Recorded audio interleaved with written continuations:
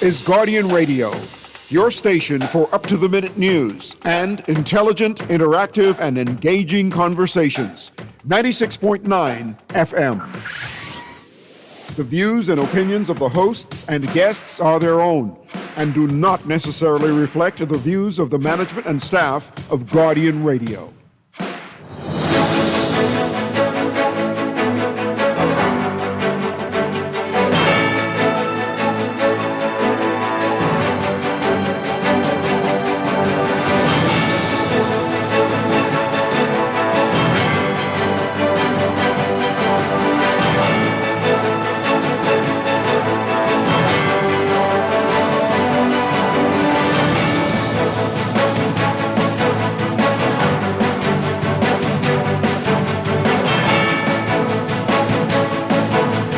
Good morning. A pause on the Cuban workers program. The health minister says the contract with the Cuban agency will be canceled. Energy Minister JoBeth Colby Davis says the upgrade of the T&D system on New Providence is underway with power upgrades on Eleuthera.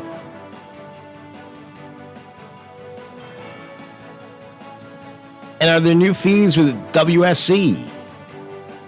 On that's all straight ahead this morning. I'm Dwight Strachan, and this is Morning Blend. Wake up, it's a new day.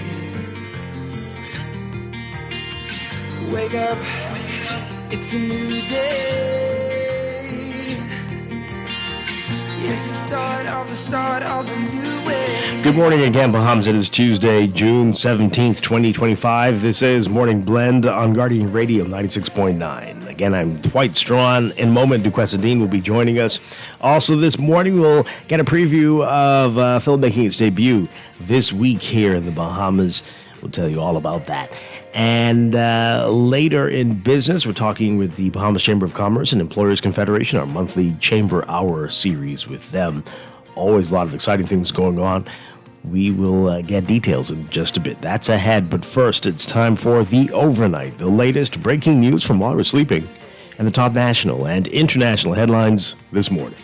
Wake up, it's a new day. Wake up.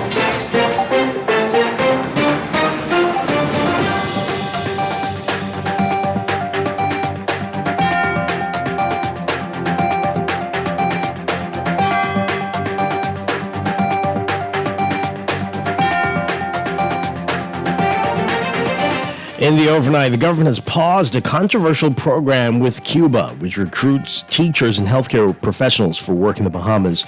The Minister of Health and Wellness, Dr. Michael Darville, telling this to Parliament yesterday, saying the government will cancel its existing contracts with the Cuban recruitment agency and enter into direct employment contracts with Cuban healthcare workers who are currently in the Bahamas. This comes months after U.S. Secretary of State Marco Rubio announced visa sanctions against governments that are part of Cuba's overseas medical missions, which Rubio described as forced labor. Darville says he was in Cuba 2 weeks ago to review current recruitment protocols relating to Cuban healthcare workers, and he says that following these discussions and with those with the U.S. government and the Ministry of Foreign Affairs, the Health Ministry negotiated new contractual terms with the Cuban recruitment agencies, and he says that they're prepared to cancel all existing contractual agreements and enter into those direct contracts. He says those who agreed to the terms will sign the new employment agreement by the ministry and remain in the country for deployment across the Family Islands. Darville added that those who do not accept the new employment terms will be allowed to wrap up their affairs and return to Cuba. Minister of Energy and Transport JoBeth Colby Davis says that the promised upgrade to New Providence's transmission and distribution systems are now underway. She says that the upgrade project kicked off already, with the first new transmission poles being put into the ground this week. She says the work is expected to be finished in the next 12 months. She was speaking in Parliament yesterday, saying the project is being undertaken by Bahamas Grid Company, a special purpose vehicle that was established via a joint venture partnership between the government and Island Grid Solutions, a subsidiary of the U.S.-based company Pike Corporation. She says that under the new structure, Bahamas Grid, BGC, will oversee the poles, wires, and substations on New Providence, and that BPL will continue to manage customer service, billing, and third-party generation agreements, maintaining continuity in customer-facing operations. She says this division of responsibilities reflects a proven industry model for improving service delivery and supporting grid modernization, saying that BGC has already undertaken significant work on New Providence. Last year, when Colby Davis announced the partnership as part of a broader plan to reform operations at BPL, she said the government would own 40% of the shares of BGC, while Island Grid would own 60%. At the time, the deal had not been finalized. Up to now, though, the government has not provided any further substantial details on the arrangement with Pike and its Bahamian company. The Davis administration never confirmed the finalization of the deal, although BGC announced in April through a New York public relations firm that it was set to begin work on the $130 million upgrade of the New Providence transmission and distribution system. Colby Davis, though, insisting yesterday that the arrangement with BGC does not amount to a privatization of BPL. Colby Davis also saying that while work is underway to upgrade BPL's infrastructure on Eleuthera, power disruptions are expected during that process. Last summer, residents across the island faced frequent and extended power outages that impacted their families and businesses. The situation reached a breaking point when Harbor Islanders marched to demand action from the government. In the months since then, work has been underway to add capacity and improve reliability. Colby Davis says that Eleuthera is facing a significant challenge as increasing demand for electricity strains the aging transmission and distribution network. Colby Davis is also the Minister of Transport. She says that that side of her ministry is working to investigate and address concerns over the quality of mailboat services to some family islands. She says several family islands have reached out to the ministry to report some concerns with mailboat operators. These concerns pertain to infrequent service, price gouging, and damage or loss of goods. And she says these are being investigated, noting that the service is an essential one that is made possible through substantial government subsidies, more than $12 million in the 2025-2026 budget. Colby Davis says that a review of mailboat services will be undertaken.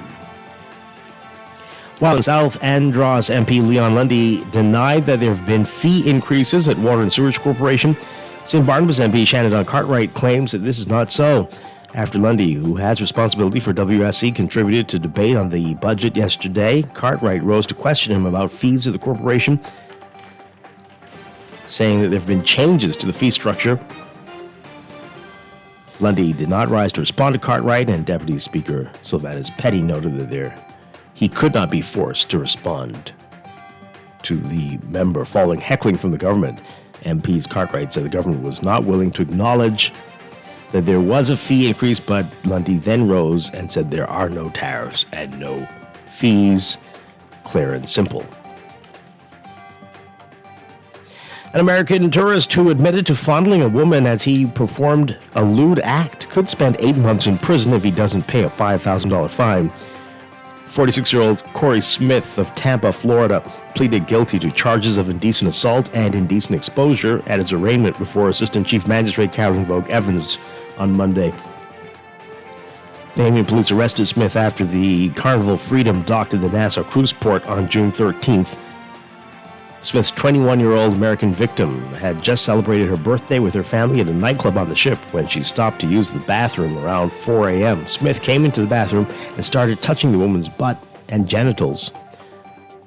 Smith used his other hand to pleasure himself. Smith told the magistrate that the behavior was out of character for him, and he blamed his actions on alcohol. He claimed that he had 10 children, 6 girls for whom he served as a protector. Smith said he was on vacation with his family and had been left behind because of his arrest. Smith received a $150 fine for indecent exposure in addition to the $5,000 fine for indecent assault. Non-payment will result in Smith serving a concurrent 1-month sentence. And a 53-year-old Jamaican woman denied that she assaulted 2 police officers while at the South Street Magistrates Court complex. Juliette Dan faced charges of obstruction and aggravated assault when she appeared before Assistant Chief Magistrate Carolyn Vogue Evans. Prosecutors allege that Dan assaulted two officers at the court on June 10th. She's also accused of obstructing one of the officers in the execution of her duties. The prosecutor objected to Dan's bail. However, her lawyer noted that Dan is a housekeeper and holds a work permit. She said the mother of 6 had 5 Bahamian children and had been living in the country for over 2 decades. Dan's bail was set at $3,000, and she has to check in with police twice a week. Her trial is set for August 7th.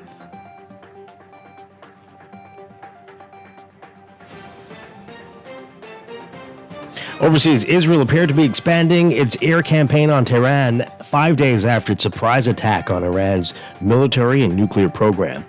This as U.S. President Donald Trump posted an ominous warning for residents of Tehran to evacuate. Trump wrote Monday night before returning to Washington early from the Group of 7 summit in Canada, quote, Iran cannot have a nuclear weapon, in caps. Everyone should immediately evacuate Tehran. Trump later denied that he had rushed back to work on a ceasefire, telling reporters on Air Force One during the flight back to Washington that he wasn't looking at a ceasefire and, quote, we're looking at better than a ceasefire. Asked why he had urged the evacuation of Tehran, he said it would be safe. Earlier, the Israeli military had called for some 330,000 residents of a neighborhood in downtown Tehran to evacuate. Tehran is one of the largest cities in the Middle East with around 10 million people, roughly equivalent to the entire population of Israel. People have been fleeing since the hostilities began. Meanwhile, at least 51 Palestinians were killed and more than 200 wounded in the Gaza Strip while waiting for UN and commercial trucks to enter the territory with desperately needed food. That's according to Gaza's health ministry and a local hospital. Palestinian witnesses told the Associated Press that Israeli forces carried out an airstrike on a nearby home before opening fire toward the crowd in the southern city of Khan Yunis. The Israeli military said soldiers had spotted a gathering near an aid truck that was struck in Khan Yunis, near where Israeli forces were operating. The shooting did not appear to be related to a new Israeli and U.S.-occupied aid delivery network that rolled out last month and has been marred by controversy and violence.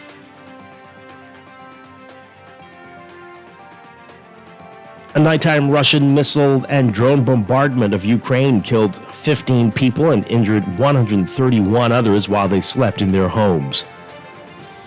The main barrage centering on Kyiv, at least 14 people were killed as explosions echoed across the Ukrainian capital for almost 9 hours during the night.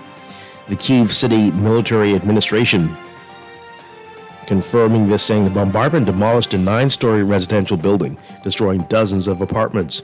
Russia fired more than 440 drones and 32 missiles at Ukraine, according to Ukrainian President Volodymyr Zelensky, who called the attack, quote, one of the most terrifying strikes on the capital. Kyiv's mayor said 114 people were injured and announced an official day of mourning in the city for Wednesday. It was one of the deadliest attacks on Kyiv in recent months and came after 2 rounds of direct peace talks that failed to make progress on ending the war, now in its 4th year.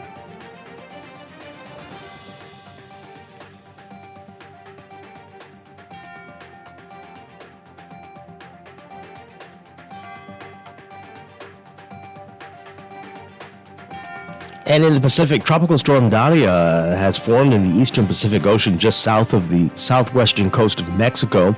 The cyclone centered about 190 miles south of Mexico's Guerrero state. The tropical storm had maximum sustained winds of 40 miles per hour, is moving at around 13 miles per hour. Dahlia expected to bring up to 6 inches of rain to parts of Guerrero and nearby states.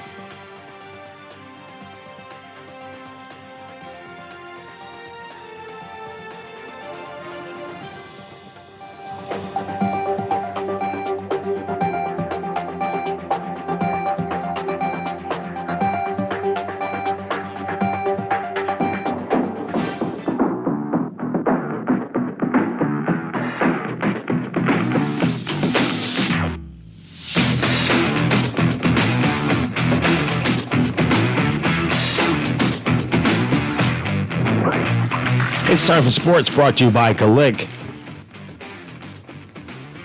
Several Bahamian athletes improving their season's best times in overseas competition over the past few days. Devin Charlton, the two-time world indoor champion and world record holder in the women's 60 meters hurdles, once again lowering her season's best mark in the 100-meter hurdles.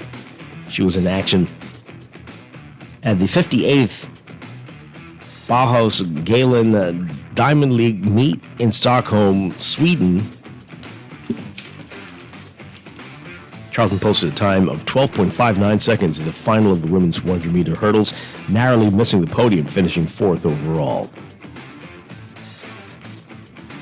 Meanwhile, Bahamian athletes Terrence Jones, Printazia Johnson, Alonzo Russell, and Ian Kerr all had strong performances at the 2025 Star Athletics Sprint Series in Winter Garden, Florida. Jones earned a bronze medal in the men's 100 meters dash pro final, running a wind-aided time of 10.04 seconds, finishing third. He improved on his qualifying time of 10.17 seconds. Star athletes Brandon Hicklin narrowly took the win there. Printazia Johnson finished seventh in the women's 400-meter final, setting a personal best of 52.09 seconds. And Alonzo Russell placed fifth in the men's 400-meter pro final, powering to a time of 46.40 seconds. He was third in the heat, one and fifth overall. Ian Kerr finishing fourth in the men's 200-meter pro final, clocking a win in his heat in fourth overall. Kerr also competed in the men's 100-meter dash pro final, finishing 13th overall with a win legal time of 10.22. And Bahamian pitcher Anand Raming is ready to make the next step in his baseball career. The 17-year-old left-handed pitcher committed to the University of South Florida for the fall of 2026 and is eager to make a positive impact on the school's baseball program. Raming is set to enter his senior year at Grace Christian School in Sanford, North Carolina, but his focus firmly set on continuing his growth as a player. Read about that in today's Guardian Sports section. Bombs Lawn Tennis Association crowning champions in 6 divisions at the 2025 AID Junior Tennis National Championships at the BLTA National Tennis Center over the weekend. It's been an increase by about 20% in terms of participation from last year's Nationals to this year. You can read about how everybody did in today's Guardian Sports section. From the NBA Finals, Game 5 starting to look like Game 1 all over again. Oklahoma City at home, taking a huge lead. Indiana came roaring back in the fourth quarter. That Game 1 saw Indiana win, but this time the Thunder crafted a different ending, and now they have a 3-2 lead in the NBA Finals. Jalen Williams scored a career playoff high 40 points. MVP Shai Gilgeous-Alexander added 31, and the Thunder moved one win from a title by beating the Pacers 120-109 last night. It was their 10th and by far the biggest time the Thunder Stars combined for more than 70 points in the game. Williams was 14 of 24 from the field, and Gilgeous-Alexander added 10 assists.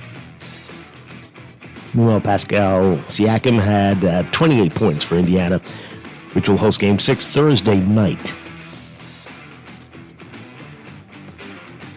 That's sports, brought to you by Kalik, inviting you to pop the top.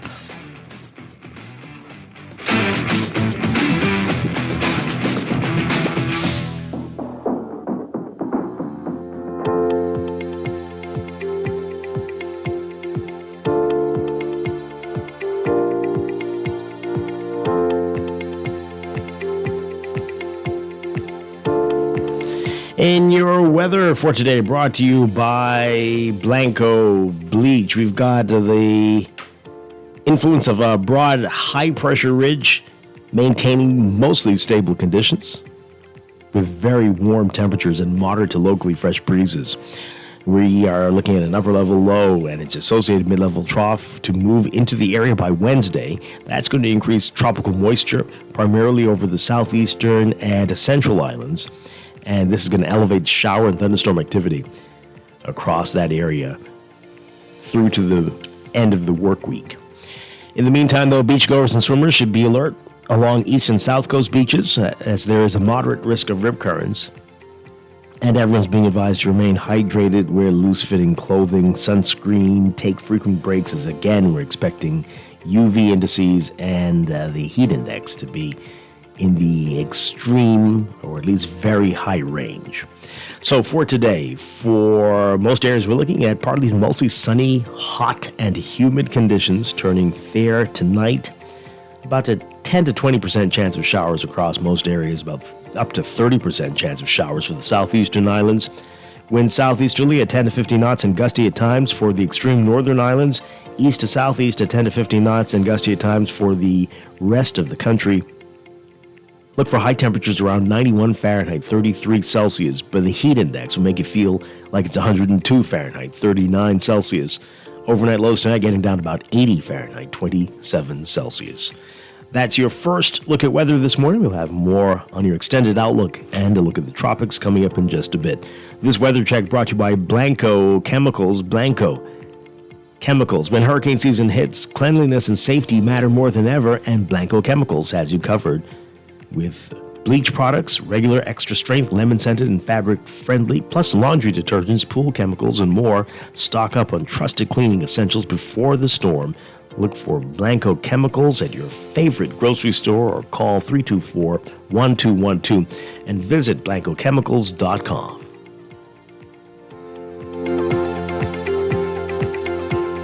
Wake up, it's a new day.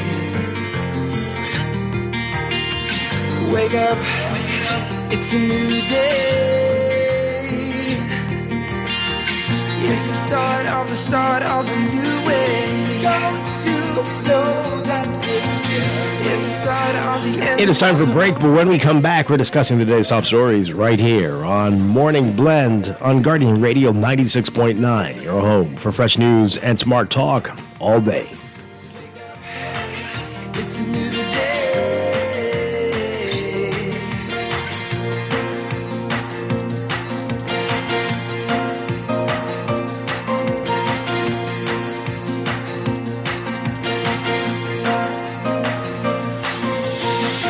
Wake up, it's a new day. Tired of banks forcing you to use technology to bank the way they want you to? Your convenience is important. So no matter what your banking needs, Commonwealth Bank's friendly staff are always available in branch for that personal one-on-one service. But when you choose technology, our online and mobile banking app offers you state-of-the-art functionality. The choice is yours. Commonwealth Bank. Bank the way you want. Southwest Plaza has so many stores, I've been trying to find a sensible way to list them all. There's CBS Bahamas, the Ashai Institute, BENC Snack World, Bamboo Shack Bahamas, there, the Athlete's Foot, and BTC, Games and more, John Bull, Fine Threads, Alive, Bahari, Dairy Queen, 700 Wines and Spirits, Sandy's, Clarkson, Island Luck, Starbucks, and Lowe's Pharmacy, plus Marco's Pizza and Lorraine. Southwest Plaza, what a wide array of stores. Southwest Plaza, stop by today and explore. It's time to upgrade the way you enjoy at-home entertainment. Alive Fiber is here. Enjoy all your favorite channels and streaming apps, all at lightning-fast internet speeds with affordable bundles, and it's only a click away. Visit www.alivefiber.com to sign up now. Stay connected, live your life. It's good to be alive.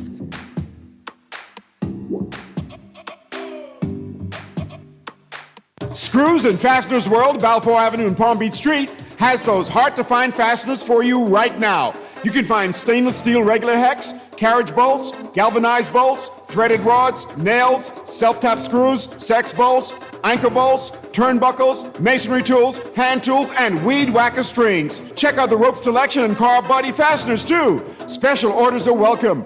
It's your #1 fastener store. Screws and Fasteners World, Balfour Avenue in Palm Beach, 61976.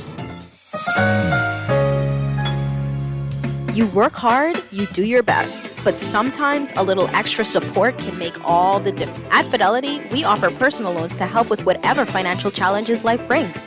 We offer quick, hassle-free, stress-free loans ready whenever you need it. Inquire and make that move today.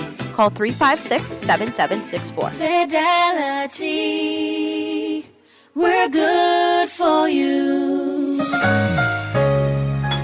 Maybe it's time to explore your options. There's no harm in reviewing your mortgage arrangement and considering a better deal. CIBC Caribbean can help you narrow your search and decide. Switch your mortgage to CIBC Caribbean and enjoy a special interest rate and help towards your switching cost. Visit CIBCFCIB.com/inspired home for more information. Conditions apply.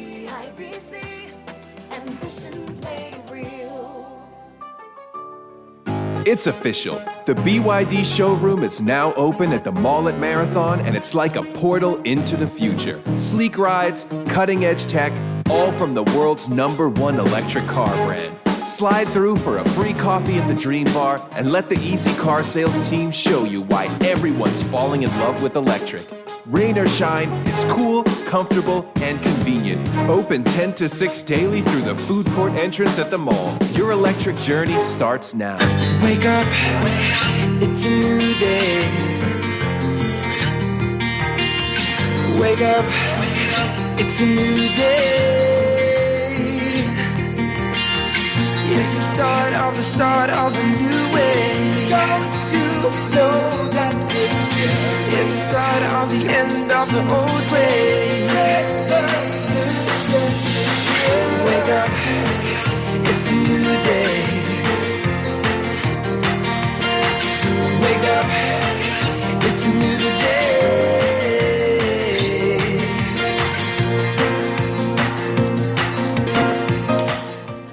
Welcome back to Morning Blend on Guardian Radio 96.9. We are streaming live on GuardianTalkRadio.com and on the Guardian Radio app for smart devices. We're also on your television, L9. You can tweet us at MorningBlend969 or Facebook.com/MorningBlend969. Text us on the Guardian Radio text line powered by BTC 422-4796. We keep getting questions about what's happening with Flow. Not sure what's going on. Sent a message out to BTC to figure out what's happening. People calling us saying they can't get us. But if you are trying to listen to us on Flow, please contact your service provider, BTC, and see what's going on there. Okay.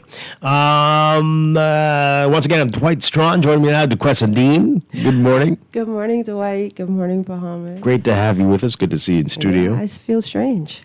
It's been a while, eh? Yeah. But it's good to be back. Yeah. All right. Well, you've been on Zoom. You haven't Yes. been in studio. Okay. Yeah. Coming up this morning, we are going to meet, talk with the Bahamian team behind a new film, an international film that's going to be debuting this week and going to have a limited run here in the country. And later in business, it's our monthly Chamber Hour series with the Bahamas Chamber of Commerce and Employers Confederation. We are talking about meeting one of their members and talking about some of their exciting events. That's coming up. But right now, let's get into what else is in the news.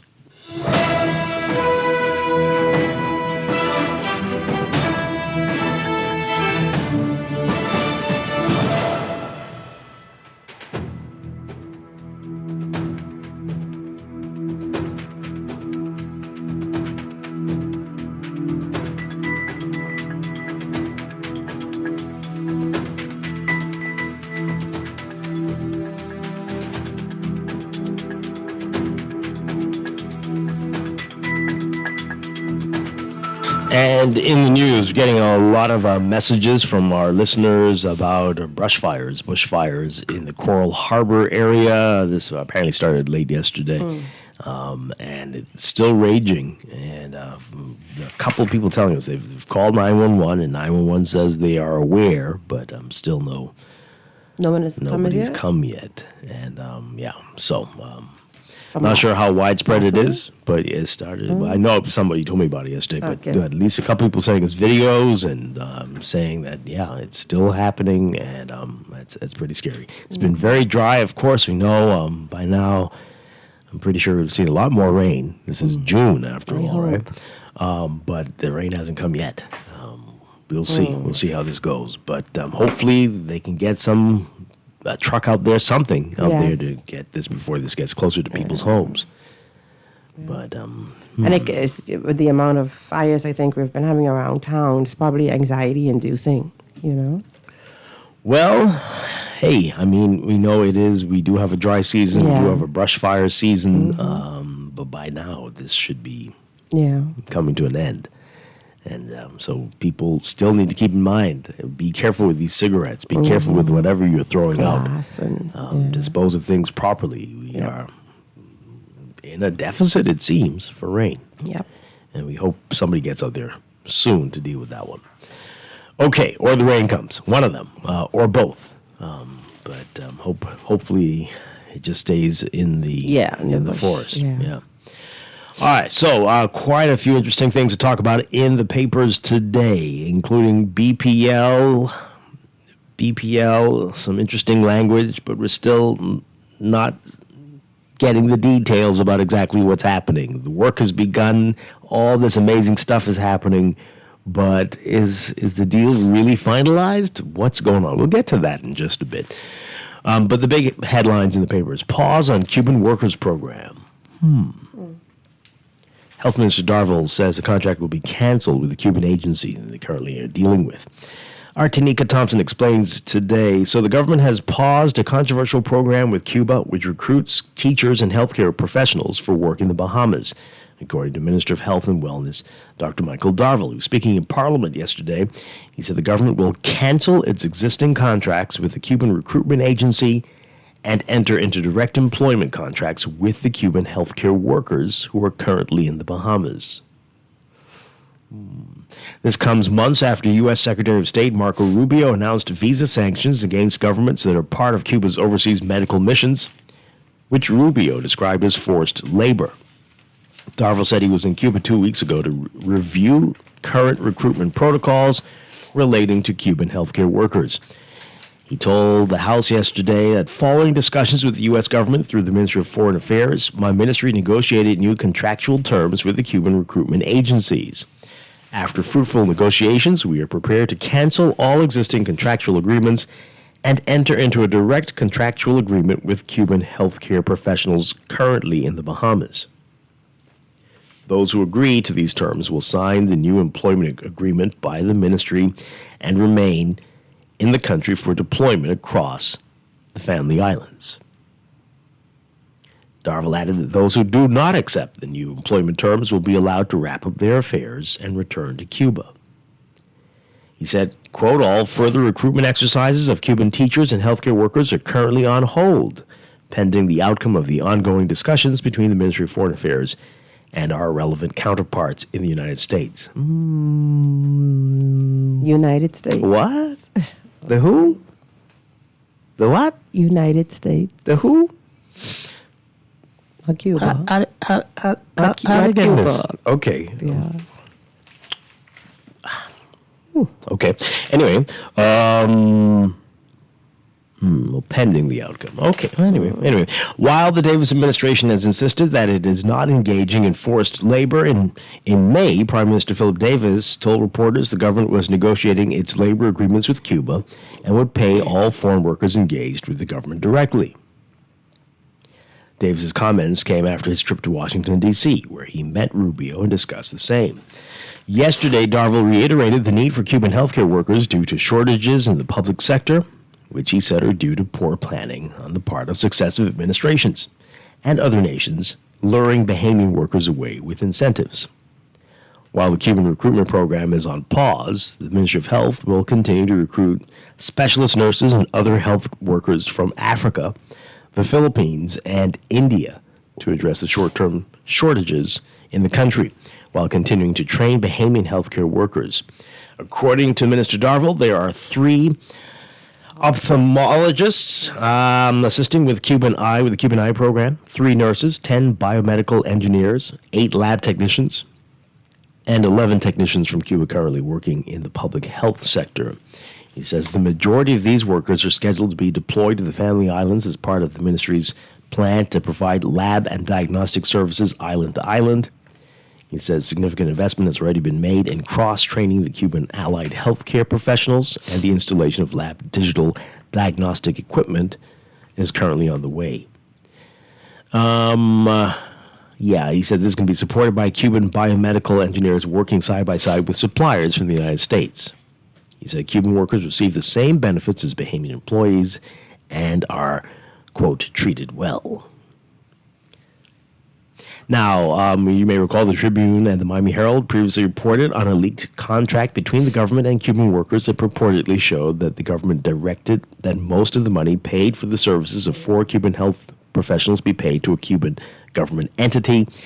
Asked about did not confirm, Prime Minister Davis did not confirm whether the reported contract is authentic. The Prime Minister deflected when asked if he would make the government's contract with the Cuban workers public. At the time, he said the government was thoroughly assessing the Cuban medical mission situation. Okay. Very interesting. So So are they allowed to accept payment directly?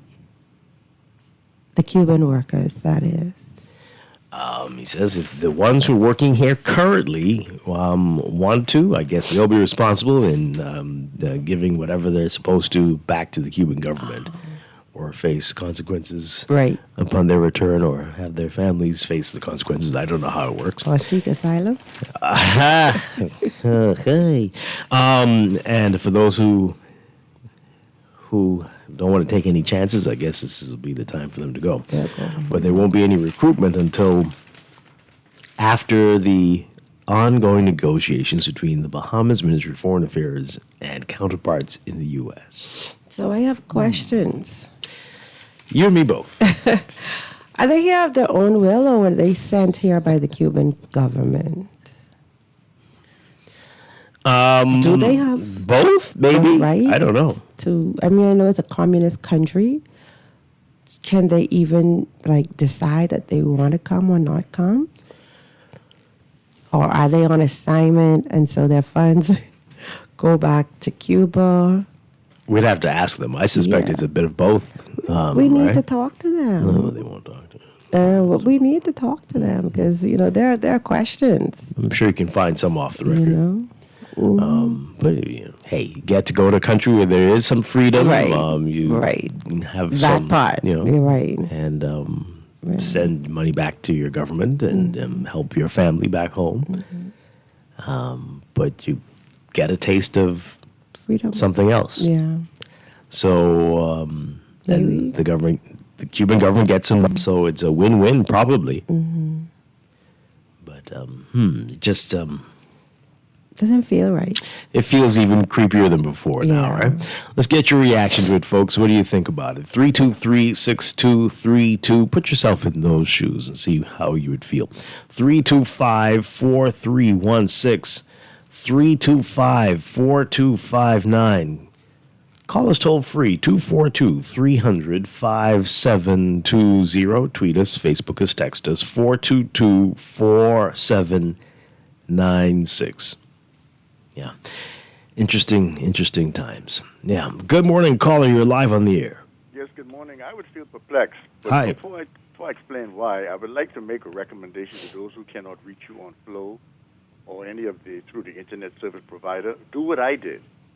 Buy a solar radio that's apart from all of the networking, comes directly from your transmitter, and then take some glue and seal the dial inside your radio so that you can't change it, and you got it. It's made, okay? There you go. Okay.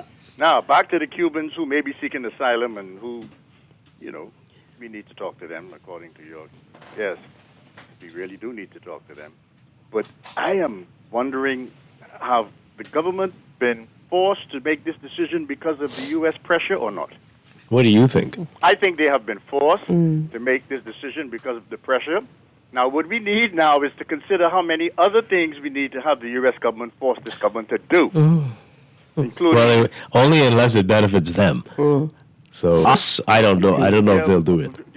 Just keep threatening the removal of the visa clearance Yeah, to get results. Well, see, we can't do that. No. And if we ask, they'll say, "Well, how does that benefit us?" But what did you have in mind? You have some things you do. Give us your top 3. Well, wait, why are you giving me all this privilege this morning? Well, number one, I, as a voter, feel as though my vote is going to be null and void if just before the ballot is closed, or you can actually, register to be elected, there are about a couple thousand issued privileges for persons to vote in our election who really can't even understand what it's all about, but just to come and mark an X. I'm concerned. I'd like for the U.S. to monitor that. That's my top one, right? My top two is my top one, and my top three is my top one. That's them right there, okay? Wow. Okay. Well, that might be more of a UN thing, but sure, I hear you. No, but we need to consider this possibility because, see, governments would win at all costs. And we need to address this now because it appears as though they are on a trend to issuing out citizenship because you don't get this, where you get to stay here and can't participate. They have another name for that. You don't get that. You get citizenship, so you can upset the whole apple cart, and the person who gave you the government that gave you the citizenship is the one you can vote for. I don't know if that is how it necessarily works. So those people think that's how governments That's why think. they're going to lead toward them. But look, you can't trust the government. You know that, right? Because they won't give you the freedom of information. So that means they cannot be trusted. They're not going to reveal the contracts that they have with Pike. They cannot be trusted. So let's not trust them. And PLPs need to be aware of this as well. You can't trust your own PLP government. Wow. That's my top two. Okay. 3 and 4. That's a lot. Okay. Yeah. Thank you very much. Oh, boy. Well, we can continue to demand, continue to push and agitate for the information, right? Caller, good morning. You're on the air. Morning, Cousin Dwight. Hi, good morning. And good morning to Quessa. Good morning. Yeah, this Nana boy, GNN. Mm-hmm. Yeah, Dwight. Nana boy always is called Guardian Radio and tell you, don't listen to nothing what they say. And this morning, he ain't no different. Don't listen to nothing they say. How in the world Dr. Nawal and go over there and change Cuban policy, a communist country, and talk they can deal direct with those Cubans? That can't happen, right? It ain't going to happen. I don't know if they really take behaving people for cows or donkeys or whatever they take us for, but it ain't going to happen. Well, they're putting the onus on the workers. I guess you say, this is what the government's offering me, and I could do this, and I'll send you back the 60, 70, 80% if you don't mind. Don't put no spin on it with communist Cuba. It ain't going to happen. Now, that's what David trying to twist out there tells me that there may be something more sinister going on with these Cuban workers. We got to look a little deeper. You think, though? Pardon me? You think so, really? Why would there be? Let's say in this country, I would suspect almost anything to happen. I believe we got some workers that may be here from around the world that may almost be here and not the legal way either. Okay, well, not in this regard. But this is very important what he said. Those who agree will whatever, and those who opt out, which may likely be all because it's just not going to be allowed. But I don't know. But it's going to be interesting to see how this goes. Right, what you got to understand about Cuba, the reason why those students do what they do from Cuba, the workers, is because Cuba tells them, I grow you up, I took care of your family, I sent you to school, and you got to pay us back. It ain't going to happen, right? Trust me. Yeah. Thanks for taking my call. Yeah, so I mean, you can tell by some of the things that have been said that they are making plans knowing that this probably won't work. Right. They've started recruiting from other countries. Right. So... Yeah, and that was what my question really was. Like, are they going to look for asylum after they decide to get paid directly? Because if that's the Cuban law, if that's, can you really just circumvent their law? So it's going to be interesting to see how that plays out. You live in one country, you work in that country, you contribute to that country, but your salary goes to another. Like, the bulk of your salary goes to another. So, yeah. We're going to see how this goes. Continue to call in 323-6232, 325-4316, 325-425. Quest, I'm going to ask you to try to see if you can. Okay, let me help you out. It's in there. Something's going on with that, and that phone is completely dead. Our text line's having some issues. We're going to sort that out right now for you. But call in 323-6232, 325-4316. 325-4259. Toll free 242-300-5720. Let's take this final call before we move on. Good morning, caller. You are live on the air. Oh, gone. Okay, yes, let's take that one. There you go. Good morning, caller. You're live on the air. Are you there? Hi, good morning. Yes, I don't see a problem with what the government would have decided to do. I think they would have had consultation with the Cuban government reference this. The Cuban government is well aware of how the Americans go when it comes to things of this nature, and I'm sure they worked out something amicable where the workers can receive payment, and when they come to Cuba or by some means, they pay the government whatever is owed. I don't see a problem here. I mean, I don't see no big issue just because they're a communist country. They've been a communist country all these years, and their workers have been working all over, well, I'm not sure all over the world, but definitely in the Bahamas all these years. So I'm sure they've come to some agreement. No. Obviously they haven't, because the minister said that all further recruitment exercises are on hold, right? So obviously they have not come to an agreement. And this is mainly pending what they're saying with the U.S. So, no, it doesn't look so. We'll see if you're right, how many Cuban workers stay. Yeah. Right, and that I'm thinking that is the agreement, that you pay our citizens directly. That is the agreement. You pay our citizens directly, and we take it from here. We'll take it from there. Okay. Why would they make an exception for just the Bahamas? I'm sure this doesn't just happen here, but why would they? Why would they refuse their work, their citizens making money on par with the U.S. Because just like in the Bahamas and the U.S., people don't pay the taxes they're supposed to pay. People either don't pay or pay only a little bit, and so I don't think the Cuban government rolls like that. I think it's different though, because this is a small amount of persons to track. This is about under 30 workers. Why would the Cuban government give in to the United States government? Like they're not giving in to the United States government. They're dealing with the Bahamas. Yeah, but the pressure is coming from the United States to have this matter looked at. This was not an issue before. So this pressure is really coming down from the United States government to the Bahamas to make a decision or have the visa program challenged. Well, anyway, none of us knows what's going to happen. Yeah, we don't know. It'll be based on how many stay and how many come in the future. I suspect that number is going to be minuscule. Minuscule. I love your optimism. So let's see what happens. We'll see in the coming weeks. Obviously, we do need the workers. That's obvious. Yeah. We are the shortfall. So we do need them, and we'll work it out. I'm sure we'll work it out. Yeah, maybe they'll get them citizenship. Yeah. Okay. All right. Maybe they'll give them Bahamian citizenship. Maybe. No. Now you look at. I see where you're going with this. What are you doing? This is exactly what nobody wants, right? None of the governments involved are even thinking like that. There's only 18 of them. They need the expertise. No. Caller, good morning. What say you on this? President, good morning. How are you doing? Doing well. All right.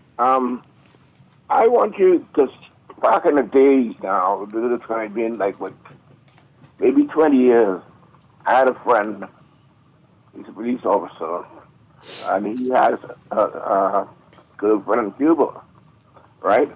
Now, at that particular time, I don't think it'd be much different. Her dad was a doctor. Her daddy was a doctor. He was making $96 a month in Cuba. Mm-hmm. Wow. Mm-hmm. You understand what I'm saying? Mm-hmm. $96 a month. And to Cuban people, that's big time. I think they probably give them a house too, right? But I'm saying, recalculating their salary on what they get over there, or what they deserve, or what the ceiling is over here. No, they're paid what professionals here are paid. It's like that. If it's like that, and you make it right now it might be, but maybe $200 a month. A doctor will make it over in Cuba. All right. Now, if you could pay that to the Cuban government and have them come here and they settle for whatever change left of their salary after they give Cuba, right? Right? I think that they should go for it. But I don't know how they work their pay, because most officials, most doctors, they make nothing. From what we understood, they $4 a month. Yeah. Right. $6 a month. Mm-hmm. Yeah. So thanks a lot. So what we understood is that they were paid the full salary and benefits that everybody here gets, right? And that was sent to the agency, and the agency gave them a stipend, right? And the government paid for their accommodations here, right? But they got a stipend. They did not get their full salary. They got enough to manage to live in this very expensive country. It was definitely not their full salary. So now the onus will be on, if they agree to this, on them to give the money to the Cuban government, whatever the Cuban government says they're owed. Again, you're running into Western people's problems, right? Where do you pay all the taxes? Are you smuggling your little very expensive item through the airport like Bahamians are known to do, or you're dodging the IRS like Americans are known to do? This is the challenge that's going to happen now. Will they be upfront and say, no, I was only paid this? Or will I have to show you my pay slips? And, well, how come you only gave us 10% of this? You're supposed to give us 60 or whatever. You're looking for problems, and I don't know how this is going to work. But Dwight, so if the issue is that these people are looked at as being in forced slavery, right? Well, that's how the U.S. sees it. How the U.S. sees it, because the Bahamian government is paying the agency. The only thing that changes is who pays the agency, even if the requirement is still put on the Cuban agency. Right. So, I mean, they still literally supposed to send the money back to Cuba in any event. So what changes? Just who gets paid? It's big. That's a big thing. Who gets paid? Well, will you pay? And if you don't pay, there are consequences that go with that. So what you gonna do? I mean, what the Cuban government can do? Will you come send somebody for me? Maybe. But there are lots of issues, right? And so this will be they want to have to deal with this, right? I don't know. All right, we want to move on, but let's take these calls really quickly. Good morning, you're on the air. Dwight, good morning. How you doing? Doing well. Good morning. And to your co-host. Good morning. Dwight, I wanted to understand, a couple minutes ago when one of the callers, your co-host suggested granting the Cubans citizenship status or perhaps equivalent, and you objected. Let me understand. That was the question, yeah. Yeah. Mm-hmm. Yeah, can I understand your objection before I make my comment? Why would you do that? Well, I want to understand the reason for your objection before I make my comment. I mean, it's just so unusual. We need more doctors to just grant them citizenship. So based on the unusualness of it is where your well, I mean, why would you do this? There are lots of things we need. Are we just going to say, hey, we want to grant you citizenship? I don't know if that's how things should work. Quite a sound question. Let me tell you why I asked you to help me understand your point of view. Is because there are different types of refugees that move around the world. Since COVID-19, many governments have been offering people certain status to work remotely in their country. We, over the years, have given many wealthy people status in this country because they brought financial advantage to the country. They bought houses, et cetera, et cetera. If we have a strategic area, whether it's agriculture or fishing, or in this case, medicine, that is suffering strategically because we don't have the human capital, in my view, that will be one of the most important areas to implement, giving people with medical capabilities or credentials status to work in our country as residents or citizens, as opposed to the other end of the scale where hundreds of people end up on our shores with very little credentials to contribute to the advancement of our society. I think the argument is strong, and I would side with your co-host that this is a very good case to consider giving not just Cubans, but anyone that's going to help the deficit that we have in the nursing practice at the PMH or otherwise around the country, or education, equally so. Immediately, not after some time, after you've proven yourself, it's like you're a decent person. We think we'd love to have you as a citizen, just like because we need you. Bam. No, Dwight. Dwight, I've not laid out any processes.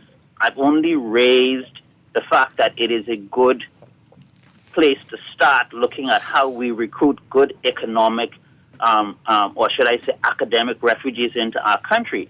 The terms and conditions can be met out by the Bahamian people and the stakeholder of the government, or in most cases the government who does it by themselves, but they can take suggestions from the public. But at the end of the day, the method is left to be seen. Mm-hmm. And citizenship, not permanent residency, because citizens get to vote. Citizenship, you want to go there, like.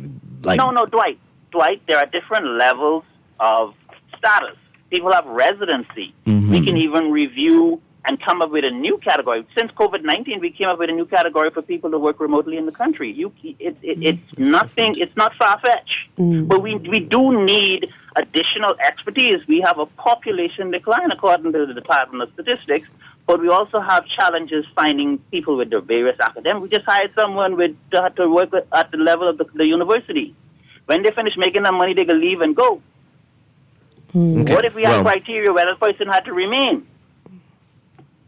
That's what I'm saying. Well, I hope they would have some say in this if they want to, and that would likely mean renouncing their citizenship and stuff. Definitely but residency, I'd be more open to that than citizenship, at least initially. Some legal way of being in the country. Let me close by saying this, because you have to go. Let me close by saying what that will do, Dwight, is it will offset the experience that we have where hundreds of people arrive on our shores with very little to contribute to the level of professional expertise that we need in this country. We need to shift the focus and go after people who have something to contribute. I hear you. That's all I'm saying. But it's amazing how those other folks all have jobs. That's crazy, right? Yeah, but I do hear you. Any real academic professional contribution. I need nurses, education need teachers, we need tech people, and the list goes on. The country, we have a country to build. And we need professional people to do it. So if people want to come, let's make that sacrifice. That's what America does. It takes all of our athletes just to start with. Okay? Yeah, so that's all I'm saying. Okay. All right. I hear you. Money will get them to come more than anything else. Not being a citizen or resident. Because then they wouldn't be bound to those things. They might say, I don't need this. Especially the way these people talk to me, just because I don't look and sound like them. So we got a lot of work to do before we get to things like that. But I hear you. Final call on this, folks. Good morning, caller. You're on the air. Yeah, good morning, Dwight and Professor. Hi. Yes, Alan Johnson. I absolutely agree with John. Is that we are lacking the intellectual deficit. Well, we all know that. I don't think anyone would disagree. Right, but what I'm saying, right, if we could give 3,000, 2,000, 1,000 of non-skilled laborers in this country and ignore the gigantic needs for the intellectual capital at the top to build industries.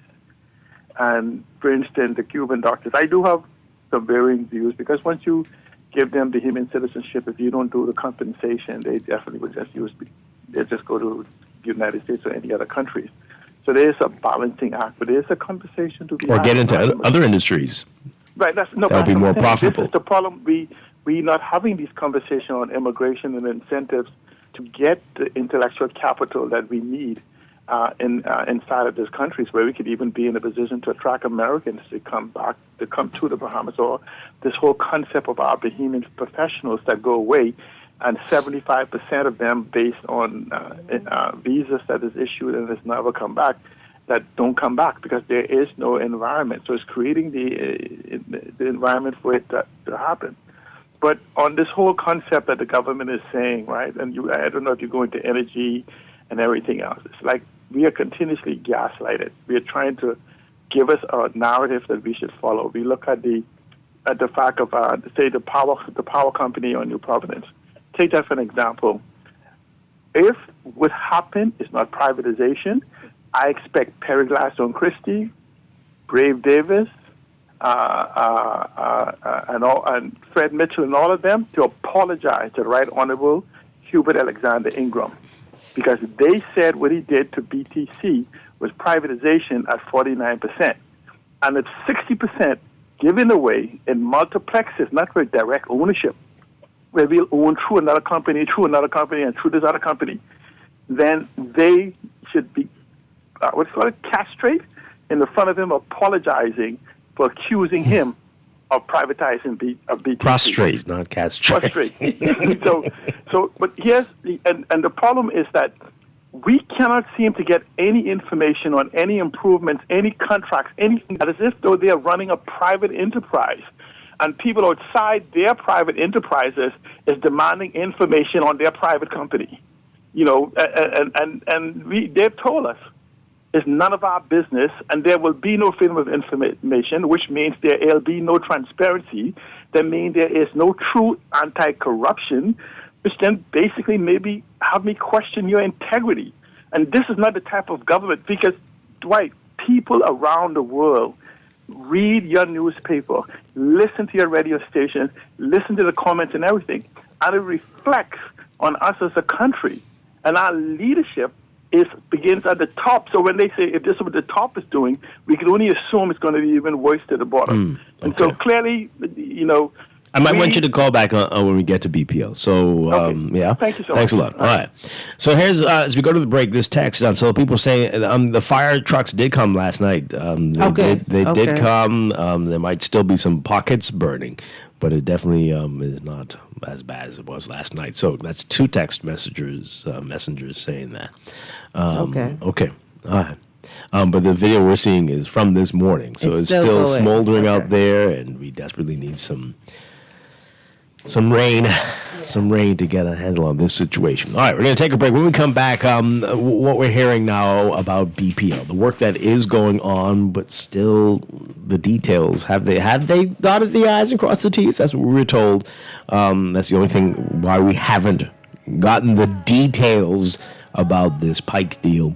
But work is underway. We'll get into that when we get back. This is Morning Blend on Guardian Radio 96.9.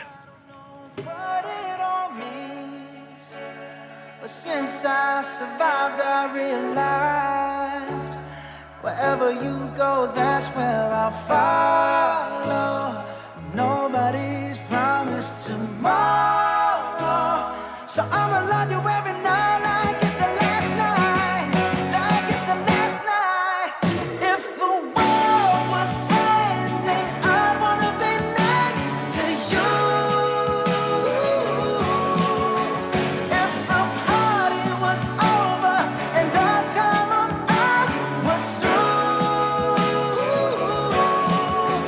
I wanna hold you just for a while and die with a smile. If the world was ending, I'd wanna be next to you. This is Guardian Radio 96.9 FM, streaming on GuardianTalkRadio.com and the Guardian Radio app, Nassau, Bahamas.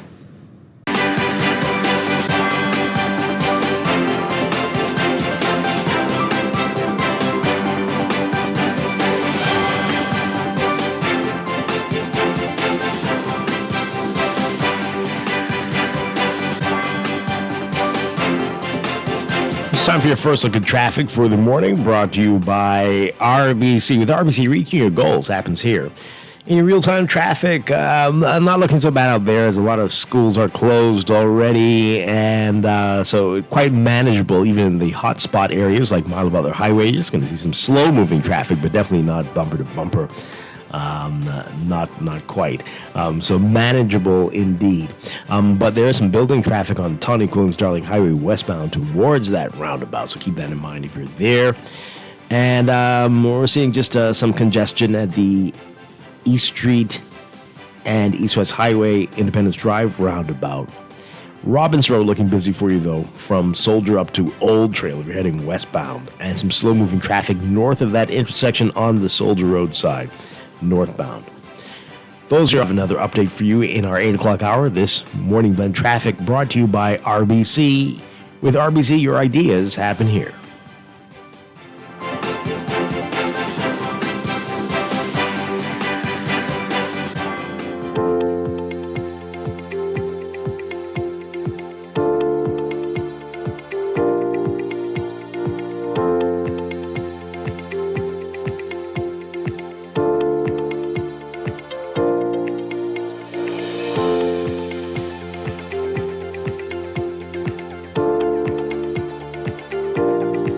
And it's time for another check of your weather, brought to you by Star General Insurance, made simple.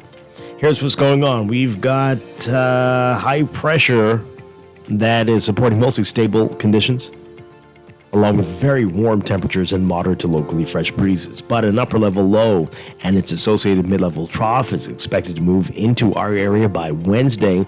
That's going to increase tropical moisture over the southern and central islands. And that's going to elevate shower and thunderstorm chances midweek through to the end of the work week.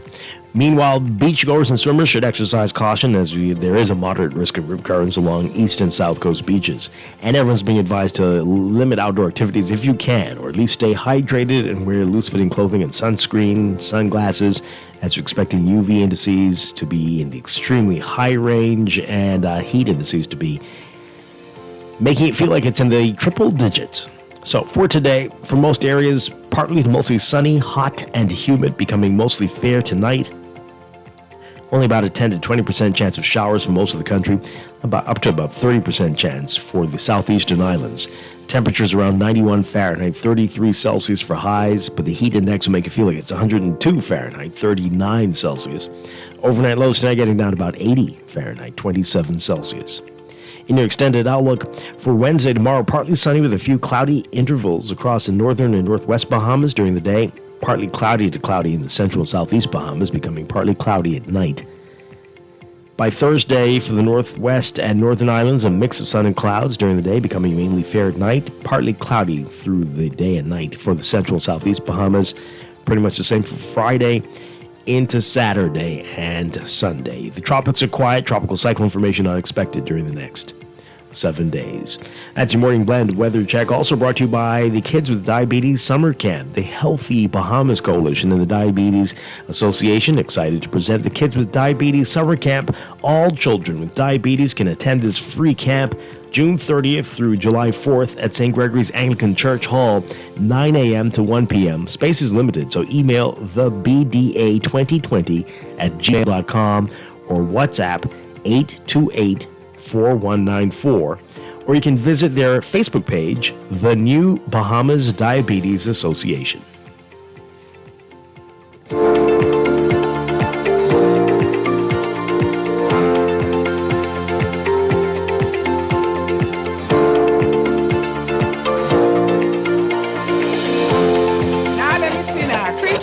ETIC. Hello. This Epic battery. This Miss Beulah from round the corner. I hear you're selling tires now on Wolf Road too. Praise the Lord. It's about time. I live Fox Hill and Fire Trail. It's too far. That ain't all. They open Monday to Friday, 7 a.m. to 7 p.m. On Sunday and holiday, 8 a.m. to 4 p.m. My brother Sam, he's a hacker, and he could go right there and get fixed up. Call us at 326 Epic. We ship also to the Family Island. Calling all beer lovers. Get ready for Portside Pints. Join us on Saturday, June the 21st from 1 p.m. to 9 p.m. at Nassau Cruise Port to sample beers from all around the world with live music and amazing Bahamian food. $10 general admission includes a free Portside Pints beer mug, or take it up a notch and check out our exclusive VIP lounge. That's the Portside Pints Beer Festival, June 21st at Nassau Cruise Port. Don't miss it. Visit Facebook or Instagram for details. Don't be left in the dark this hurricane season. Total Services Bahamas, your authorized distributor for Rolco, is ready to install and service a top-quality generator that will power your entire home, keep your lights on, your refrigerator cooling, and your house nice and cozy. When the lights go out, you don't have to. Total Services is here to ensure your comfort and safety this hurricane season and beyond. Complete generator solutions from installation to convenient rentals. Total Services Bahamas, number 98 Thompson Boulevard. Call 323-0400 or 1, or visit the website at totalservicesbahamas.com. It's electric.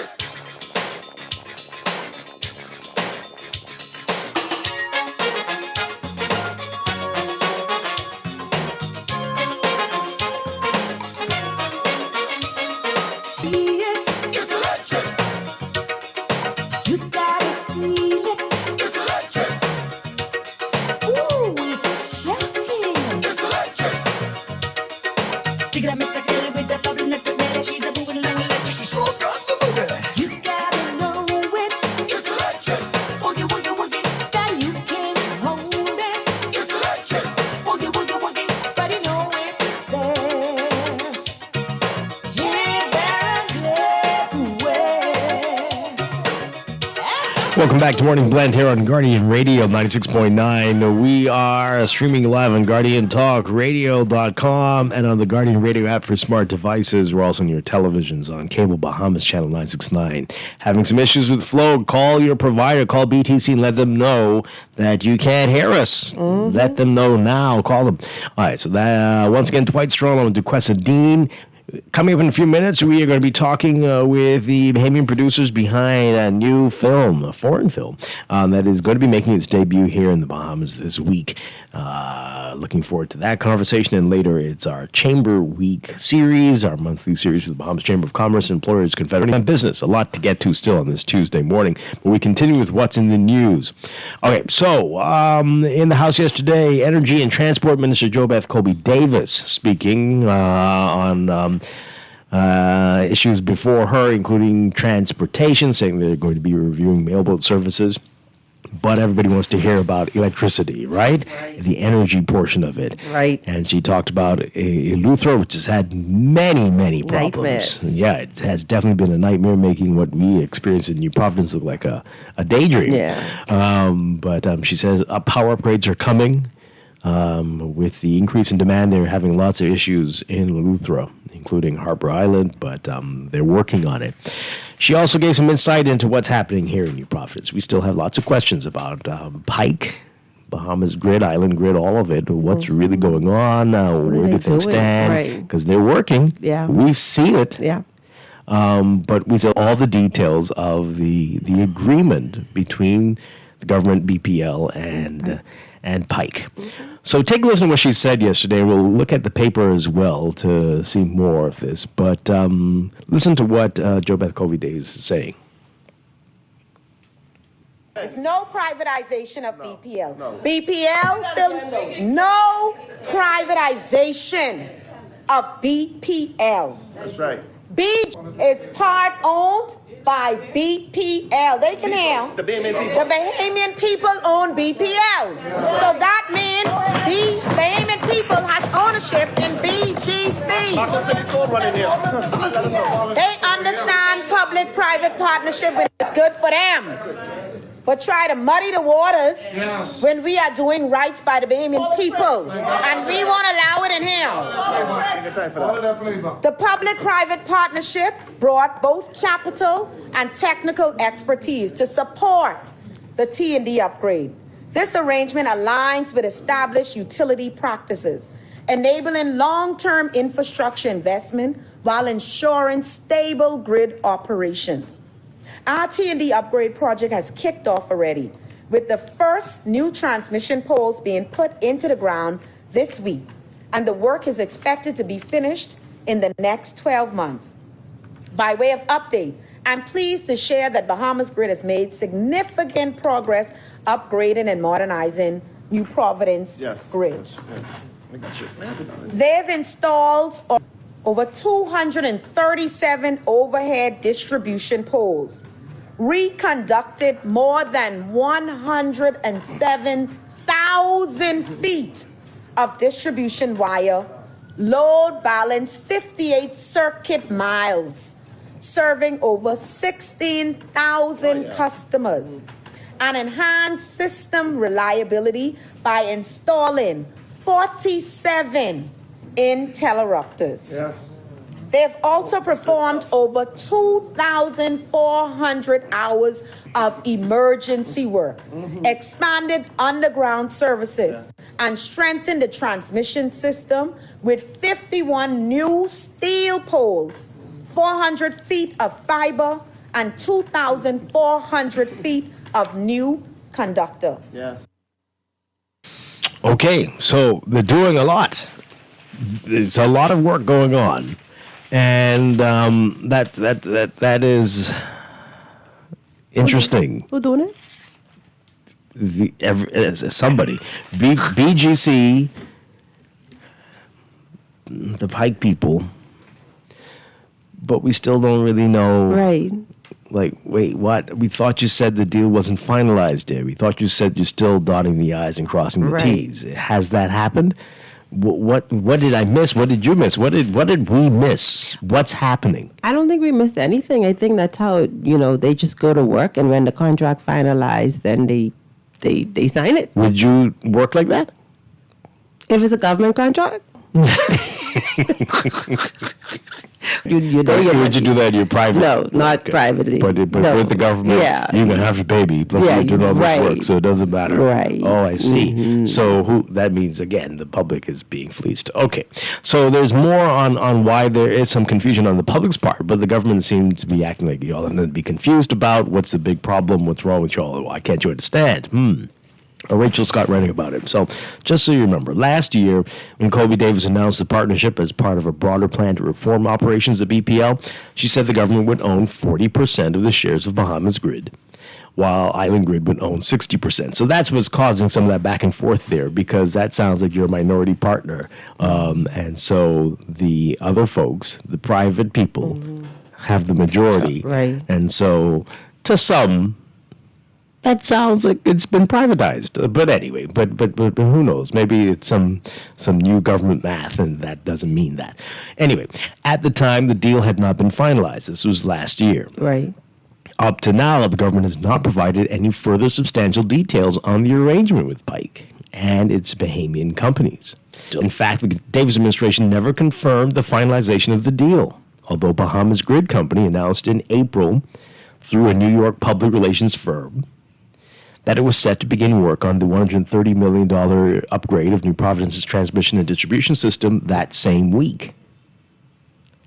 Colby Davis, though, insisted yesterday that the arrangement with Bahamas Grid does not amount to a privatization of BPL. She said, quote, the formation of BGC was made possible through a public-private partnership. BPL is still part owner of BGC, and that means that if BPL owns part of BGC, the Bahamian people still have ownership in BGC. Well, okay. Yeah, you own shares. Ownership. Right. Well, anyway, there's no privatization of BPL. BGC is part owned by BPL. Well, the Bahamian government has part ownership in a lot of utilities. I don't think anybody would be saying those are not private companies. That's odd.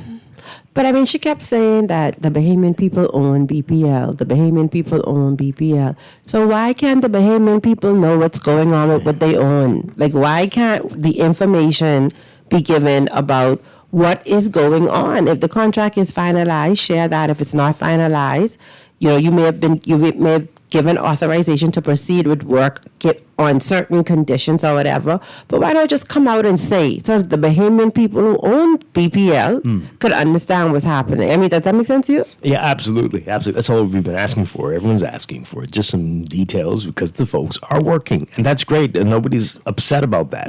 If it's going to mean things are going to be better, right? People are going to be happy. If it means that electricity rates may go down, people will be happy. Well, we'd like to know what you've gotten us into. Right.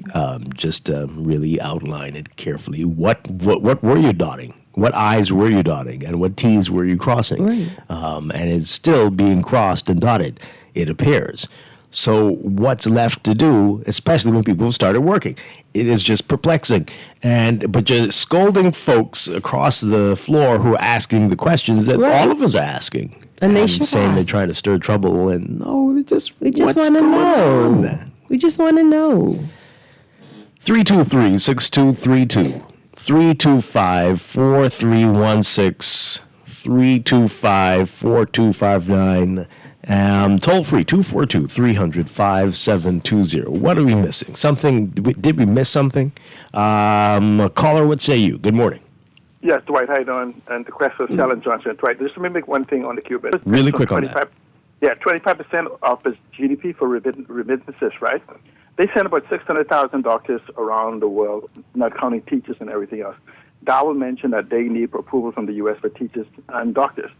And so to imply that they have changed the policy of Cuba for their almost 1 million people they send around the world, because Cuba would not change it for one without changing it for all, because every country that the U.S. is saying would also want the same type thing. So there's whole linguistic contortionism coming from the Progressive Liberal Party, which has become a normalized aspect of them. But Dwight, you mentioned one thing about power. Let me explain to you. At a meeting by BPL, who came to represent the Bahamas, which technically is an energy plan for BPL. The government has yet to give us an energy plan for the Bahamas. But they said that they have locked in prices for 25 years. That means whatever price you pay today is fixed for the next 25 years in their PPP agreement. So this whole concept of reducing is what? It's the fallacy. And so essentially, it reminds me of somebody that's being kicked out of a house and they just urinate and defecate in the corner saying, hell, I ain't gonna be here, let other people clean it up. So, but what happens is this, they use big numbers, 107,000 feet, which basically means we have done three corridors from Bay Street to the other end of the island. 3. Forget the cross streets and everything. Because the number she mentioned is 18 miles. 18 miles of wires is actually 6 miles if you run 3 wires. You know, those high power poles? So basically they've said, we have done 6 miles from 1 Bay Street, from Sheridan to the deep, and we have made great accomplishment, significant. And that's just transmission and distribution. They haven't talked in the pure sense, where this is hidden, is the generation cost that we are locked in, price reduction, not going to happen. Right? For 5-10 years, you heard me on your station say, regardless of what has been done, unless you get energy right, we will be stuck in the 20th century. January 1st makes the second 25 years of the 21st century, and we're still struggling with what is needed to actually sustain and maintain the 21st century. We haven't even gotten there yet. And this is how important this is. And it seems to me that the government is hiding the very simplistic things that they say they represent us from, that they're giving away or selling, privatizing, sharing the 21st century, which will leave Bahamians dependent on a small group of people. This contract is not for you. It's for the select few. Thank you. Okay. All right. Well, again, just want to know what really is in this. Let's take another call, and then we're running out of time. Good morning, caller, on the air. You know, Dwight, I have a question for CLM. Hubert Ingram sold the whole Batelco. He ain't owing no F&M or nothing to say. This is not this is a PLP F&M thing. So he sold Batelco, one of our biggest generating corporation, and CLM said nothing. Tell him I don't think they said nothing. There was a lot of protests. A lot of people had a lot to say about it. A whole lot to say about it. But what's your point? You're okay. You're fine with whatever happens here. Okay, that's great. But there's more on what Jo Beth Colby Davis had to say. She said more than 63,000 households across the Bahamas received monthly electricity bills under $125 between January and May, thanks to the equity rate adjustment that they've had and introduced in July of last year. That initiative removed the charge of the first 200 kilowatts. You remember that, right? Yeah, I remember What's your that. bill looking like, though? My bill's been pretty decent. Oh, yeah? Yeah. Around that range? Yeah, it's good for you. It's been pretty decent. But just also remember there are only 2 of us. So some people have even less, and there's a whole lot more for them. But hey, that's good. That's good. That's good. All right. Really quickly, just want to get this in here really quickly because you heard about this earlier when we We started the show and probably heard it in the news, but something's not quite right here, right? This happened on a cruise ship, not here on New Providence or the Bahamas or anything, but this is the port. Right. Yeah. So an American tourist who admitted to fondling a woman as he performed a lewd act could spend 8 months in prison if he doesn't pay a $5,000 fine. Right. 46-year-old Corey Smith of Tampa, Florida, pleaded guilty to charges of indecent assault and indecent exposure at his arraignment before Assistant Chief Magistrate Carolyn Vogt Evans on Monday. Bahamian police arrested Smith after the Carnival of Freedom docked at Nassau Cruise Port on June 13th. Smith's 21-year-old victim, an American, had just celebrated her birthday with family nightclub on the ship when she stopped to use the restroom around 4 a.m. Smith followed her into the restroom and started touching her butt and genitals. While touching the woman's genitals, Smith used his other hand to pleasure himself until he climaxed. Smith told the magistrate that the behavior was out of character for him, and he blamed his actions on too much alcohol. He claimed that he had 10 children, among them 6 girls for whom he served as protector. Wow. 46, by the way, 46. Wow. He said he was behind because of his arrest. They Right. probably wanted to get far away from him because he's a sick freak. Smith received a $150 fine for indecent exposure, in addition to the $5,000 fine for indecent assault. Non-payment will result in Smith serving a concurrent 1-month sentence 1 month? if he doesn't pay the fine. So where did 8 months come from?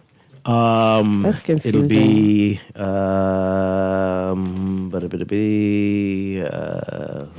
was that again? Up to 8 months? Could spend 8 months in prison if he doesn't pay the fine. Oh, if he don't doesn't pay pay the the fine. fine. Okay. Yeah. What do you think of that? The fine for $5,000 for indecent assault and $150 for indecent exposure. I feel it's pretty He light. touched her. It seems like for a little bit of time until he, was done. So that's what I got it's from it. practically rape. Right. I mean, right. What are we doing? I think we have to revisit the laws that were made years ago and have them modified. I don't know if it's the laws. I think it's the Because- sentencing. I think it's the sentencing. Some of the magistrates. what's the max they judges could are have doing. given in that particular situation, right? What is the maximum the judge was allowed to I don't put know. at play? I can look it up. Right, because it seems like that person got off really, really lightly. Yeah. What do you make of that, folks? Let's get your reaction to that very quickly. You can call in 323-6232, 325-4316, 325-4259, toll free 242-300-5720.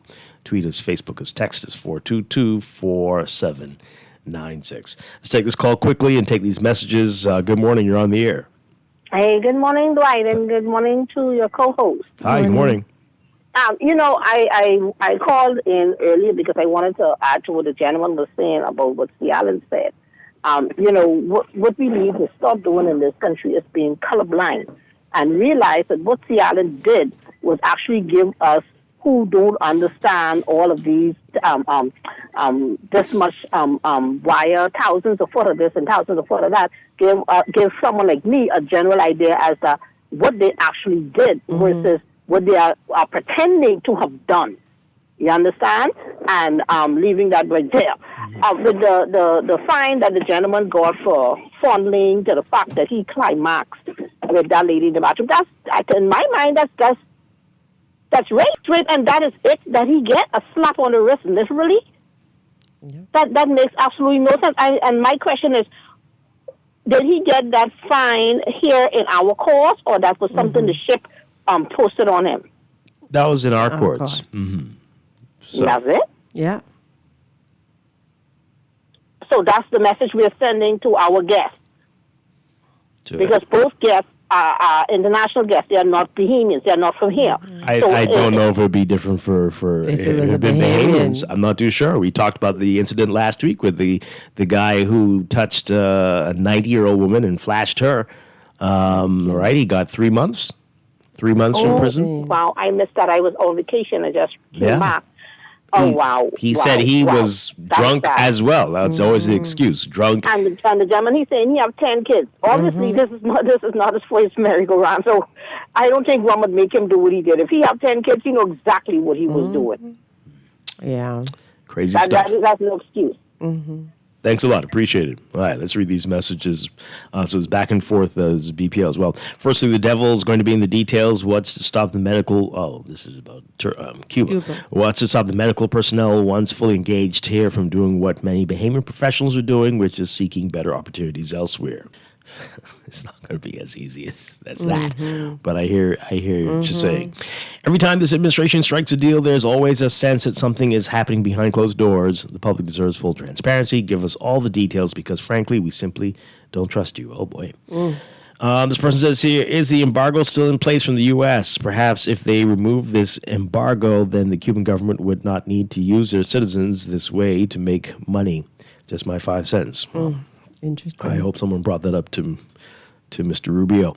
This person says here, are in possession of their passports and other travel documents, or is the government going to be holding them? The Bahamian government will be holding them? That's a good question there. Yeah, that's a good question. Very good question. Who has them? Oh, boy. This person says here, did you say that they said that they're going to get people from Africa, India, and the Philippines? The government needs to act together because those doctors and nurses from Cuba are some of the best in the world. Politicians just don't understand. This is our business they are dealing with, and this is the reason why they always lose support from the people. They're too secretive with our business. This person says here, it begs the question, if nothing illegal was being done with the payments, then why are the contracts being canceled? Does this mean that the contracts with the current Cuban teachers are being canceled as well? The whole program. Again, the issue is, it is not fair for you to be paid through an agency and you don't get your money. Yeah, full pay. Right? So that's not fair in democracy. In a capitalist society, whether that's with how they do it back in their country or not. I'm pretty sure Bahamians wouldn't like it if they were living in the U.S. and the company you work for says, well, we're going to send the money back for customs and VAT and all the things that you should, and real property tax, and then we'll give you what's left over after all of that. You wouldn't want that. You wouldn't want that at all. This person says here, I love how we assume that just by paying the Cubans directly, Cuba won't find a way to circumvent the law when the government has a long history of doing exactly that. I don't know who's we assuming that. We know pretty much, he says there'll be an option and that the folks can decide where they want to stay. If they want to stay or go. I'm sure the government Cuban government put a lot of pressure on them to tell them, you definitely ain't staying. Right. Come home or else. Correct. Yeah. Wow. There's no free will choice. All right, not many comments about the fines. But anyway. This is scary what we're doing. But I think it does. I think it does require us to go back and look at what parameters the judges are allowed to operate under as it relates to issuing the sentencing. You know, that may need to be revisited. Yeah. Well, in any event, they always seem to go for the low end, right? The max could have been 3 years, but this person got three months. Yeah. So it could have been a year, but you got 10 days or a month, right? Why are we always doing that? Yeah. What's that about? Oh, boy. Rough stuff. Rough. You know, rough. This is Morning Blend. We'll be back. Stay with us.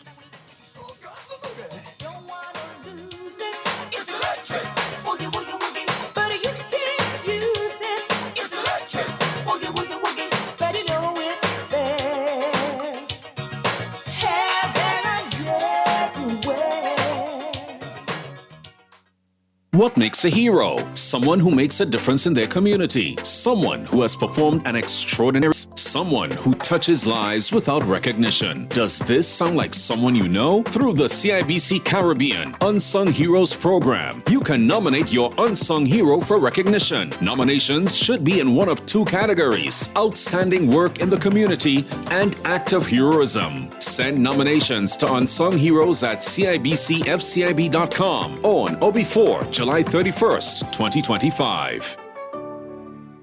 At Cleveland Clinic, care is everything.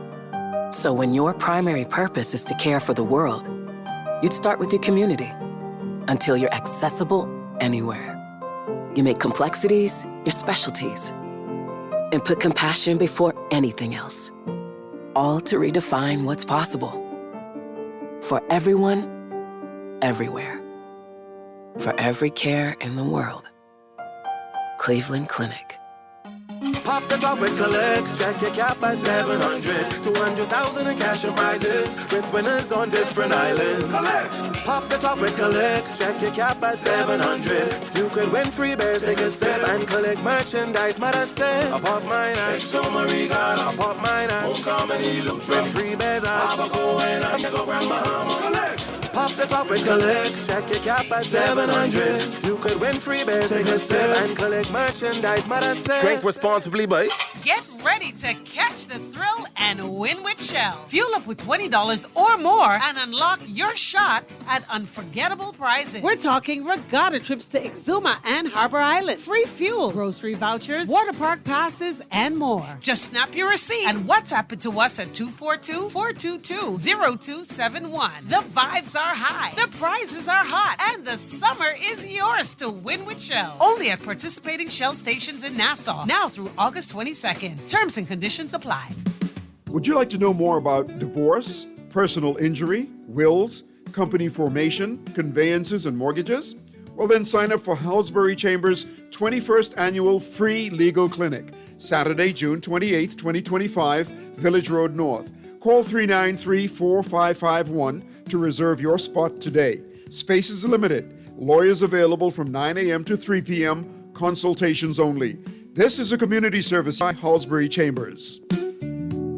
Maybe it's time to explore your options. There's no harm in reviewing your mortgage arrangement and considering a better deal. CIBC Caribbean can help you narrow your search and decide. Switch your mortgage to CIBC Caribbean and enjoy a special interest rate and help towards your switching cost. Visit CIBCFCIB.com/inspired home for more information. Conditions apply.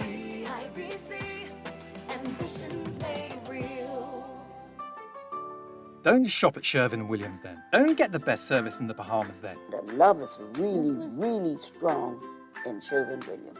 We don't just sell paint. We service you with a smile, good hearts, mind, soul, and body.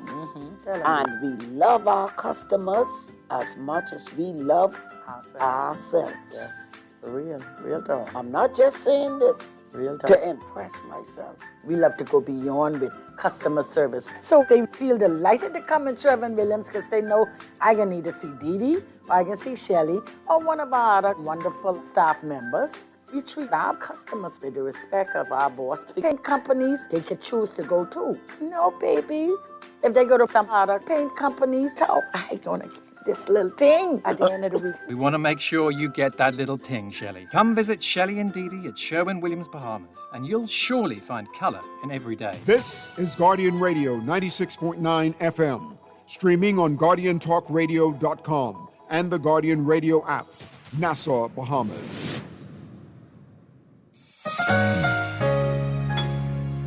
You work hard, you do your best, but sometimes a little extra support can make all the difference. At Fidelity, we offer personal loans to help with whatever financial challenges life brings. We offer quick, hassle-free, stress-free loans ready whenever you need it. Inquire and make that move today. Call 356-7764. Fidelity, we're good for you.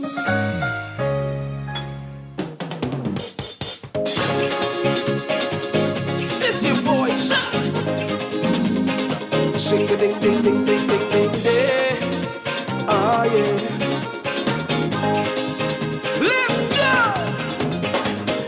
go. We are back with Morning Blend on Guardian Radio 96.9. Dwight Strachan along with Duquesa Dean. And this week, the dark comedy and political thriller Kidnapping Inc. is making its movie premiere, its debut right here in the Bahamas. Well, its Bahamian premiere, at least. And here to tell us all about this, we are very pleased to have back with us. It's been a while. From Best Yet Entertainment, executive producer of the film, Bahamian filmmaker, Kareem Mortimer. Kareem, good morning.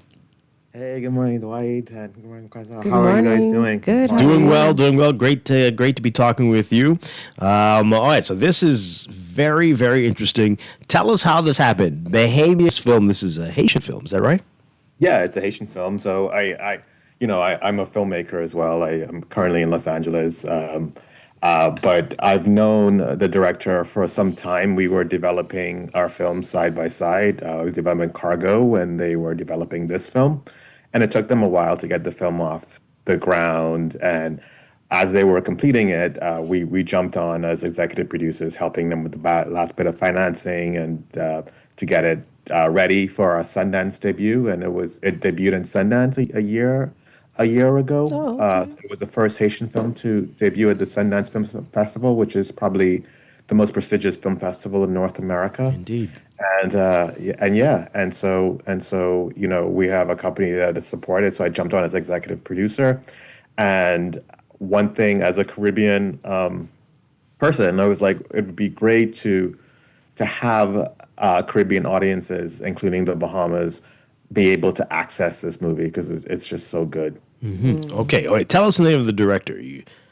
The director's name is Bruno Morale. Okay. All right. So you mentioned it a little bit about being the executive producer, but tell us more about what it means to be an executive producer for a film. So an executive producer can mean many things. So I'll talk about what it means in my case, in our case.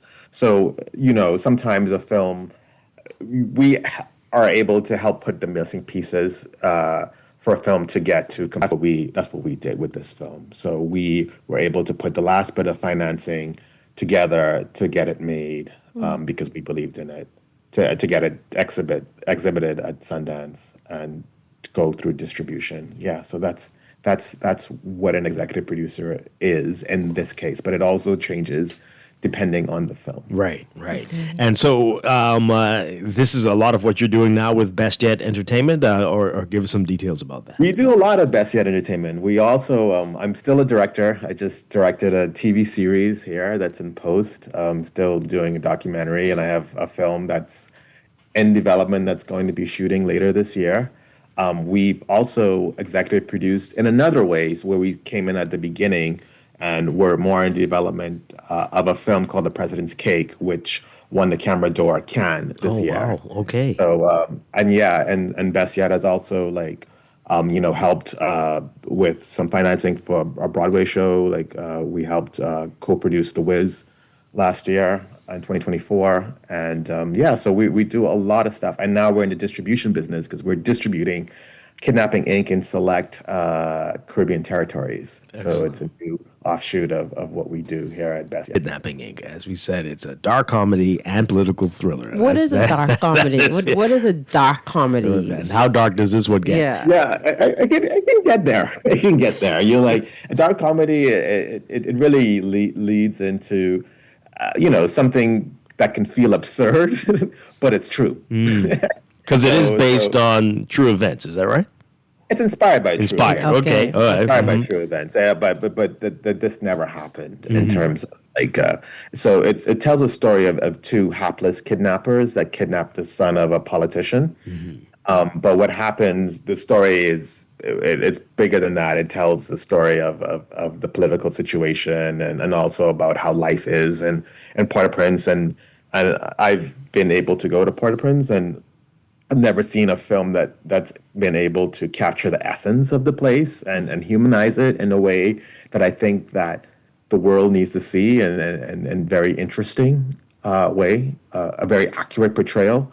So that's how the film is. Wow. Okay. So what was happening in the background is almost as interesting as what's on the film. Tell us a little bit of that story. Oh yeah, so I do know that there was a kidnapping, of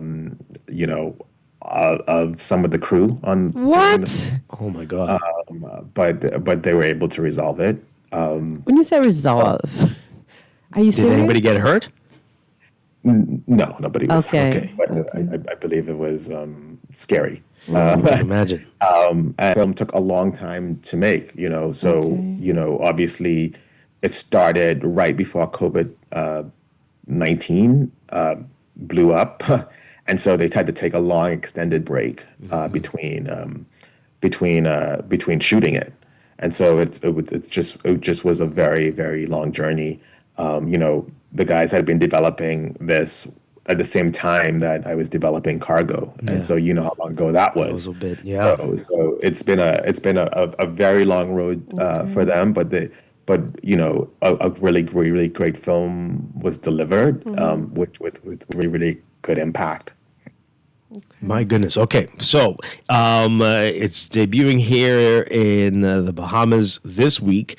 Tell us about that. If people are interested in that, what do they need to do? Yeah, so it's going to be showing at Fusion. So I don't know, the tickets are on sale yet. I think they go on shortly this week. So I would just go to Fusion's website and buy your tickets and spread the word. I'm going to do a post about it today and check out the trailer. The trailer is pretty spectacular, and it gives a really accurate representation of what you're going to see in terms of the acting. It's a little bit Tarantino-esque. Oh boy. Saying myself. Okay. And so a Caribbean Tarantino-like film. And I think at one of the screenings, the writer and producer we may show up, and my head of development for Best Yet would also be in town. That's where the film would be seen. And what I think it is important, at Best Yet, we do films all over the world, but I'm a Caribbean filmmaker, and that's kind of my first priority. And I hope that we can make this film a success. I think the guys made a really, really great film, and I think that it will connect with audiences, and I hope that audiences come out. And if you like it, please tell a friend, because that's the way that we ensure that we keep telling our stories. And that we are in a position to spotlight those. Absolutely, yeah. Can you give us a little teaser, perhaps, of the content that, because I'm listening and intrigued about your comment about showcasing life as it is. Can you just give us a little teaser of, what people could expect from the film if they came to watch it? Yeah, I think people might see a lot of commonalities between, certain, especially I think in the Caribbean, we're all very different, right? And I'm including the Bahamas in that conversation because, sometimes people have these ideas whether we consider ourselves Caribbean or not, but I consider myself Caribbean. And I think there are some similarities that we often aren't aware of that we share, and there's some commonalities. So, stuff like traffic, stuff like seas. I think we all know about that. But there's also,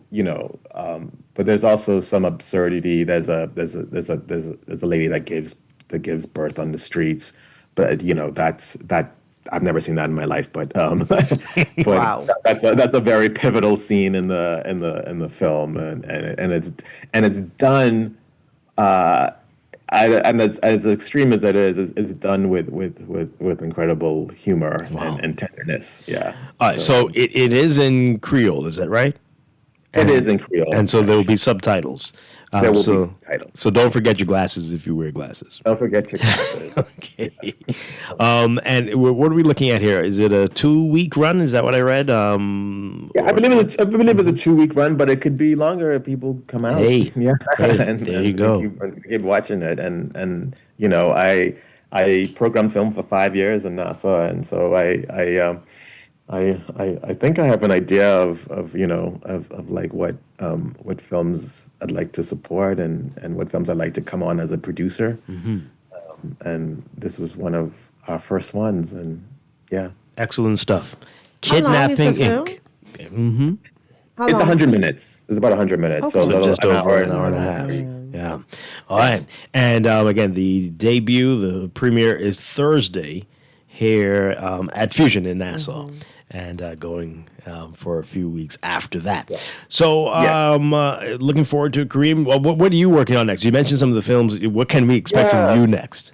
So I'm still in post-production on Briggity Bram. We're in the final throes, which is a documentary on the life of Kendall Hanna. I just wrapped a production, so we're in post on a television show that I created called Rachel in LA. It was Paradise that we shot here in LA. And I have a film called House on Fire, which has just casted, and we hope to shoot this fall. We're just putting the last bit of financing together. And we should be rolling sometime in October. Wow. Okay. So very exciting things going on. And we have another film that we've acquired for distribution that I executive produced called To Live and Die and Live. And hopefully, this fall we'll be able to bring it back to the Bahamas. It's another great film that was at Sundance 2 years ago. And it has a really great cast, and I'd love to bring it theatrically to the Bahamas. Excellent. So you're keeping busy, of course. Wonderful stuff. Very proud of you, Kareem Mortimer. Thank you for talking with us this morning, and we are looking forward to Kidnapping Inc. And congratulations. Starting this week at Fusion. Thank you, and congratulations to you guys and all the work that you do, and thank you for having me on. Always a pleasure. Always a pleasure. We'll talk with you soon, hopefully, about the rest of your projects. Thanks a lot. Kareem Mortimer with Best Yet Entertainment. Again, Kidnapping Inc. Starting Thursday at Fusion. All right, we're going to break for news and be back with business. We're talking with the Bahamas Chamber of Commerce and Employers Confederation, our Chamber Hour series coming up in just a bit. Stay with us here on Guardian Radio 96.9. I'll teach you a thing or two. Just do what I do. And face is screwed. They came here to party, just like me and you. Wind your bumper up one day, baby. Nice and slow, baby. You came here to Fly away with me through the Bahama Keys. Tired of the hustle and bustle of Nassau? Fly away to the Family Islands with our fly-free offer for Bahamian residents. Stay at any of our hotels for 2 nights and get a round-trip ticket for free. Visit BahamasResidents.com for details. My Bahama land, yes, my country. Come fly away with me. As a healthcare professional, you dedicate your life to caring for others. But even with the best care, legal challenges can arise. Protect your practice and your peace of mind with medical malpractice insurance from Star General. At Star General, we've partnered with Lloyd's of London to bring you comprehensive professional liability insurance designed specifically for those consulting or practicing privately. Visit our website today so you can focus on what you do best, caring for your patients, while we take care of the rest. Star General, insurance made simple. Now let me see now. 326 ETIC. Hello? This Epic Eckert Battery. This Miss Beulah from around the corner. I hear you all say, Praise the Lord. It's about time. I live Fox Hill and Fire Trail. It's too far. That ain't all. They open Monday to Friday, 7 a.m. to 7 p.m. On Sunday and holiday, 8 a.m. to 4 p.m. My brother Sam, he's a hacker, and he could go right there and get fixed up. Call us at 326 EPIC. We ship also to the Family Island. This is Guardian Radio 96.9 FM, streaming on GuardianTalkRadio.com and the Guardian Radio app, Nassau, Bahamas. Throughout history, from bartering in ancient markets to the invention of paper currency, convenience has been at the heart of the way we pay. As time marched on, so have we, from barter to cash and cash to digital. Whether you pay with an online bank transfer, digital wallet, or contactless card, with digital payments, options abound. The world never stops evolving, and neither should you. Choose freedom, choose flexibility, choose convenience. The future of pay is digital. Visit us online at livedigitalbahamas.com and on social media. Where will you be 1 year from now to a brighter future? If your vision is financial freedom, BOB can help with our 2020 Vision Debt Consolidation Loan. Come experience the new BOB, our fast, easy 24-hour approvals and low loan rates. Consolidate multiple debts, reduce your total monthly payout, and start moving in the right direction. Apply today for your 2020 Vision Debt Consolidation Loan from BOB, your bank of solutions. Terms and conditions apply. Planning for retirement can be overwhelming, but with CFAL, it doesn't have to be. We offer tailor-made individual, group, and pension solutions that take the guesswork out of retirement planning. Whether it's for you or your company, don't leave your future to chance and let the trusted hands of CFAL's experts guide you toward peace of mind and financial stability. Low upfront costs and affordable monthly payments make it easy for you to build wealth so you can live well. Visit us at cfal.com to start on your path toward financial freedom. CFAL, growing wealth for future generations. Would you like to know more about divorce, personal injury, wills, company formation, conveyances, and mortgages? Well, then sign up for Halsbury Chambers' 21st Annual Free Legal Clinic, Saturday, June 28, 2025, Village Road North. Call 393-4551 to reserve your spot today. Space is limited. Lawyers available from 9 a.m. to 3 p.m., consultations only. This is a community service event sponsored by Halsbury Chambers. This is Guardian Radio, your station for up-to-the-minute news and intelligent, interactive, and engaging conversations. 96.9 FM. The views and opinions of the hosts and guests are their own and do not necessarily reflect the views of the management and staff of Guardian Radio. It's a new day. Wake up. It's a new day.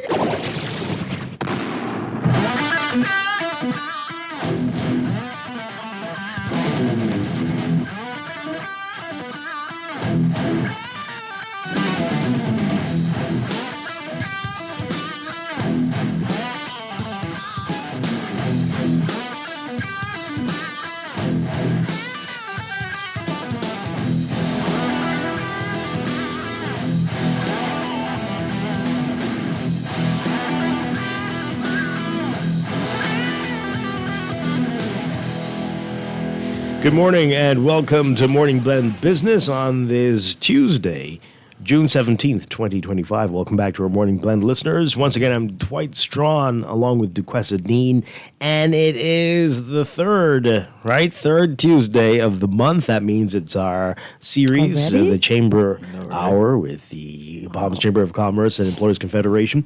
And as always, we're very pleased to have with us CEO Dr. Leo Roll. Good morning.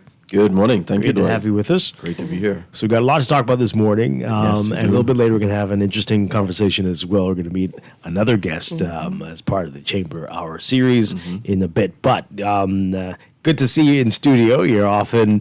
but I'm sure there's a lot that's been happening and going to be happening with the Chamber. Absolutely. So thank you, Dwight. Thank you for the opportunity. As you said, we have quite a bit of things that we're doing from a Chamber standpoint. And one of them we just had over the holiday weekend. So there was a long holiday weekend, and persons were able to come out and participate in what we consider our charity golf tournament. And so it's the Chamber Classic, the third annual Chamber Classic. Wow. This year, it was nothing short of amazing, as the other years have been. We've had 50 teams that signed up, so it was a two-man scramble, and that's 25 players. We had an awesome cadre of not only persons out playing, but persons who sponsored. And so that was great because what it allowed for was camaraderie. It allowed for persons to have healthy competition. I got to see what I still don't understand, but I got to witness what was happening. I was going to ask if you played. Absolutely nothing. I don't know how they won. I don't know what happened. I just know it was fun, right? By next year, you've got to start. By next year, I'll be ready. Okay. So we had a number of sponsors, and so what I want to do is kind of highlight and shout out the sponsors, the persons that made this all happen.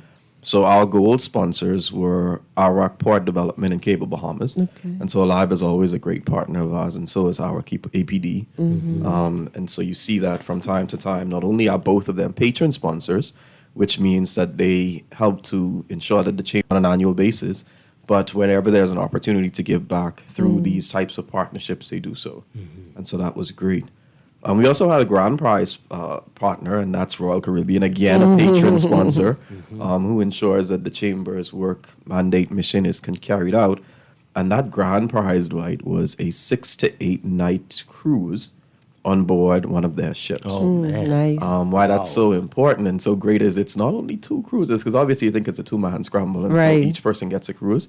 Each person got a cruise for 2. Nice. Excellent. So there were 4 cruises, absolutely. that they were able to partake in as a result. That was the top prize? That was the top Okay. prize. Well, the hole-in-one, which is usually, I'm told, an impossible shot. If the person someone would got have gotten that, they would have gotten a 2025 BYD song. Oh, my goodness. The car was so beautiful, Dwight. It was parked on the lawn. It had a big blue bow on it. And it went Our back. persons were able to go and sit in it. Well, our vice chairman said he was going to take it. He did not return it. But I told him we'd all be arrested. So Right. just send the people's car back. But it was nobody so got beautiful. that. No one got it. Oh, man. And obviously we do hole-in-one insurance for that, and that's sponsored by Summit Insurance. Okay.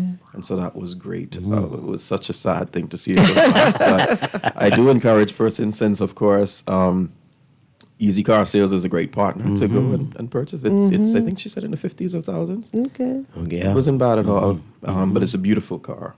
And so, of course, we have a silver sponsor, which is HR, Tri-Block HR. Okay. Hole-in-one, as I mentioned, was Summit Insurance.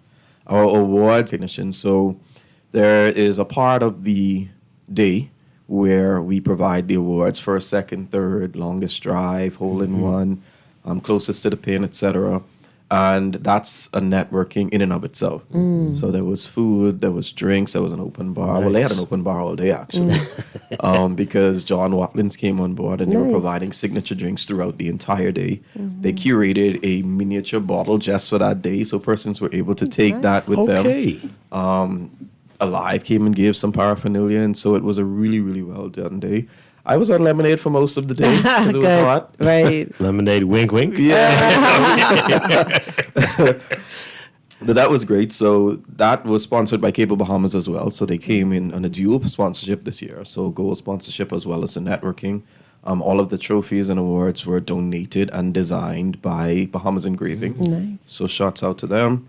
Memorabilia. So we like to give persons goodie bags to show that, listen, this is at the end of the day a chamber event.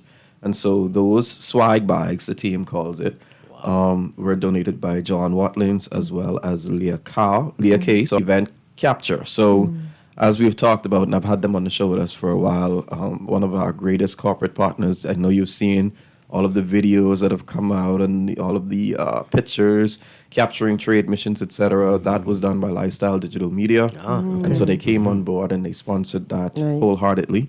We have recap videos. We have videos of me talking and saying things I don't know about.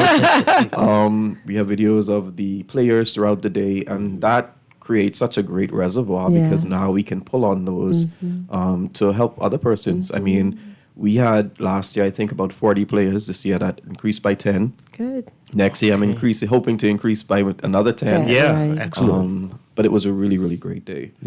Special mention, so as I mentioned before, Bahamas Engraving, who donated the awards. Untakeable, one of our new chamber members, donated all of the team T-shirts. And so we all had T-shirts, Butterfield Bank. And so we had what we called On the Green, which is where a company, I think it was about $350, was able to get, and we had signs created for them from Signman. And so they were able to get their sign at a particular hole. Oh, nice. Okay. And good so idea. we had, and it was a really good thing because I rode around on the golf cart, just to see. And so I was able to see one sign in particular that I took a picture of. The rest of them, I have pictures, but I wanted to personally take a picture of that one, and I'll tell you why. Okay. So we had Butterfield Bank that donated On the Green, Ace Corp, 360 Training and Consultancy, Check C, who I also had on the show with me at one point, Cloud Carib, Dynamic Builders, Island Starters and Alternators, and of course Vulcan Motors, which is my own company. Okay. And so we all had an opportunity to have our sign on the green. Nice. We also had raffle prize donors, and so what we do is, and I told the team, I'm not sure for $275 per player, but then it's a charity, and we've given back quite a bit, and so we've given each player a raffle ticket, and they were able to win prizes free of charge, and these were really good prizes because there was a 3-night stay at Comfort Suites with dinner included. There was two $200 gift certificates from Island Souls. Okay. There was a gift certificate from John Bull, one from Kelly's, a round of golf from Royal Blue, and two $50 gift certificates from Rubis for gas. And so all of these were given as a result of the raffle tournament. That's beautiful. Wow. And so overall, I think it was a great success. What we normally do, and that's why we call it a charity, for me beyond the fun, beyond the excitement, it's about corporate social responsibility. Yeah. We always tout it. We always talk about it. We ensure that our members are good corporate citizens. And so we have to then, of course, march to the tune of our own drum. Right. And so this year we've decided to sponsor a part of the proceeds to Foam Bahamas. Candy Gibson, I think she was on at one point. Yeah. Right, And so yes. we'll do that check donation sometime next week once we finalize the numbers. Last year it was the Crisis Center, and so we continue to look for meaningful charities to provide a measure of support to. Beautiful stuff. That's great work there. Sounds like a beautiful day. Yeah. It was. Yeah. And it wasn't too hot, you know? Good. Yeah. It was really, really nice. So can people attend but not take part? Absolutely. In the golf? So we had persons who attended. So the networking, I think, was more open because there were a number of persons who didn't participate, but they were just there for the camaraderie, the fun.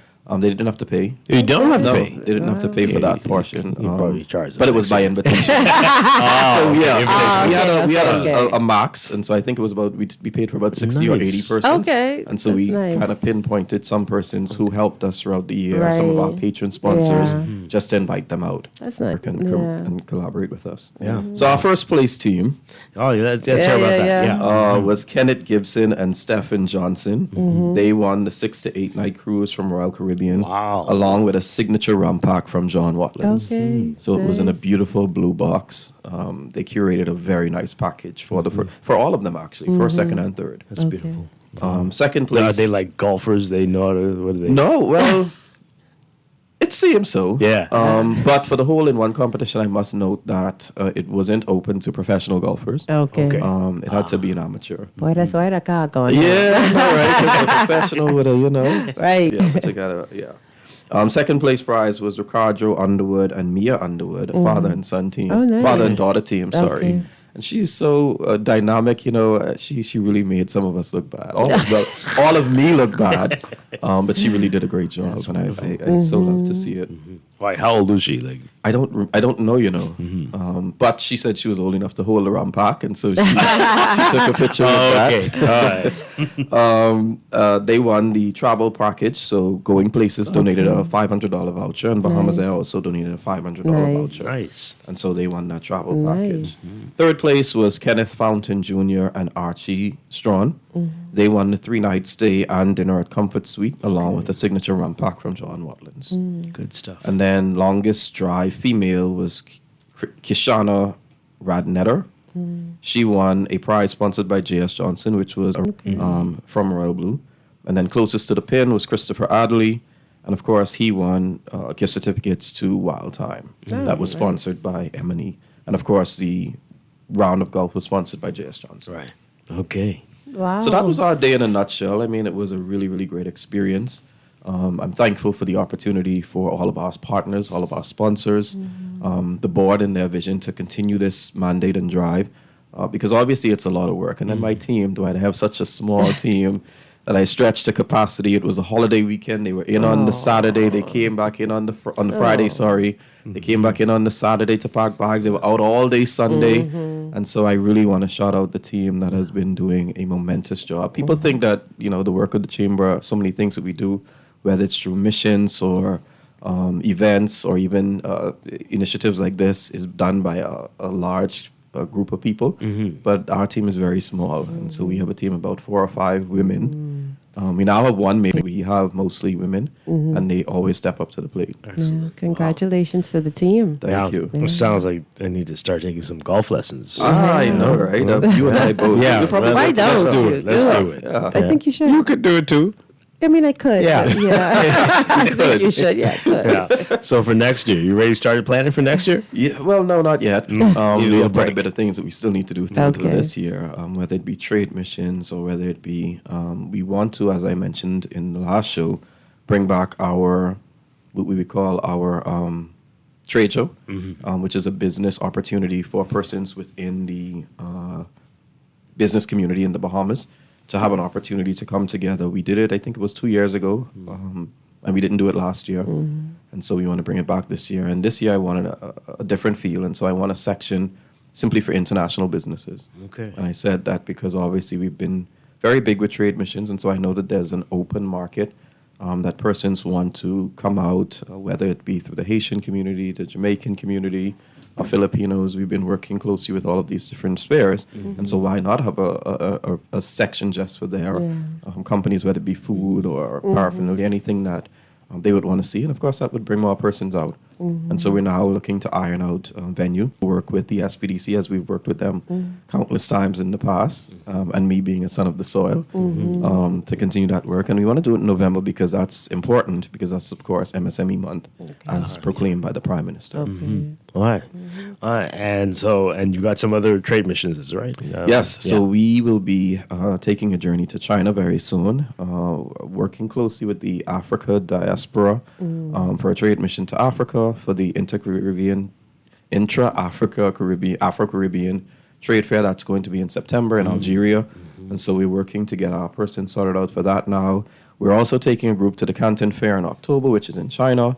And so we have a number of aspects that we're working with, and to ensure that our members can diversify where they import products and services, but also an opportunity to export. And so what products and services can you then bring to these jurisdictions, which is something that we've been doing.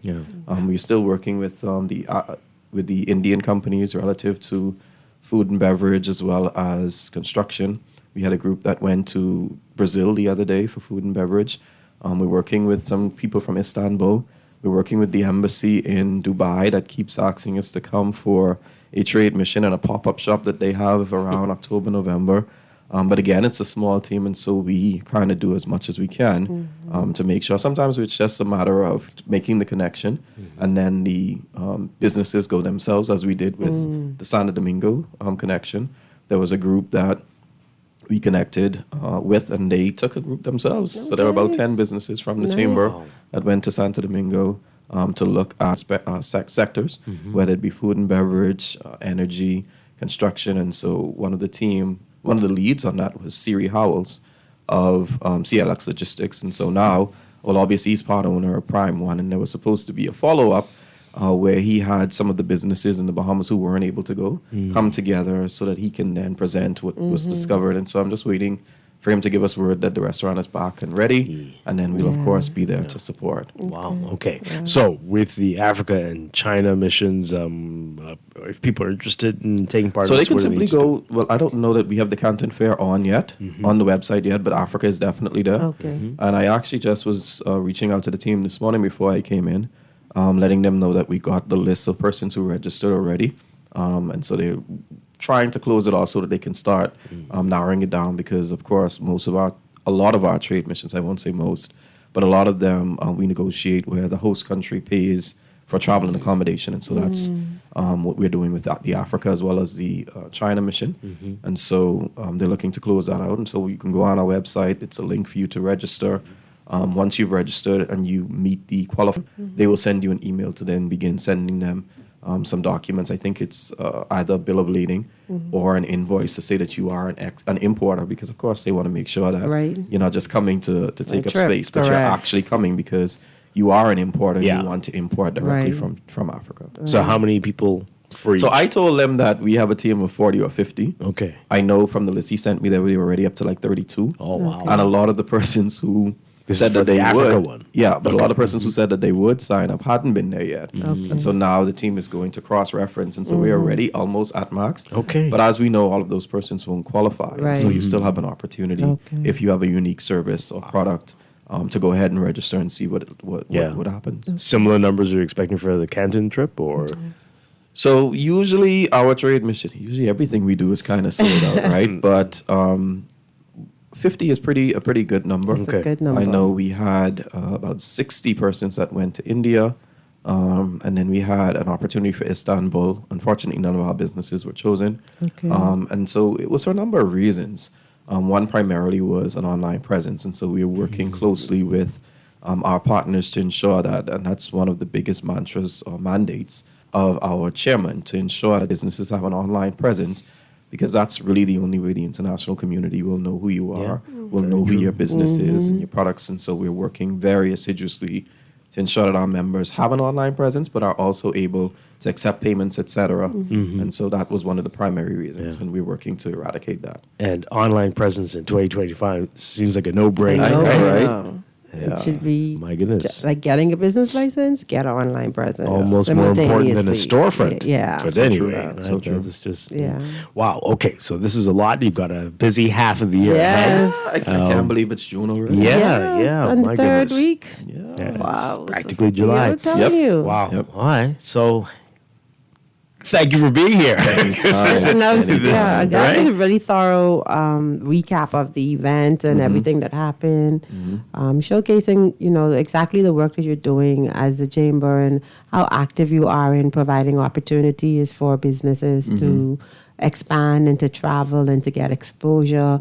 So it's good to have the information going out so people know that these resources are available. And even the charitable work that you do in giving back to the community, an important thing. Because when you sponsor or when you align with a business, you want to see what happened. You want to know, that your funds were used wisely or whatever. So it's really great to get that type of feedback. Thank you. I appreciate that. Thank you for taking the time to come out here with that busy schedule of yours. Anytime. All right, so you're going to stick around. Yes. You're going to introduce us to a young lady who's doing some remarkable things. We're going to get into that when we get back. This is a Chamber Hour, our monthly series with the Bahamas Chamber of Commerce and Employers Confederation here on Morning Blend Business on Guardian Radio. We'll be back in just a bit. Stay with us.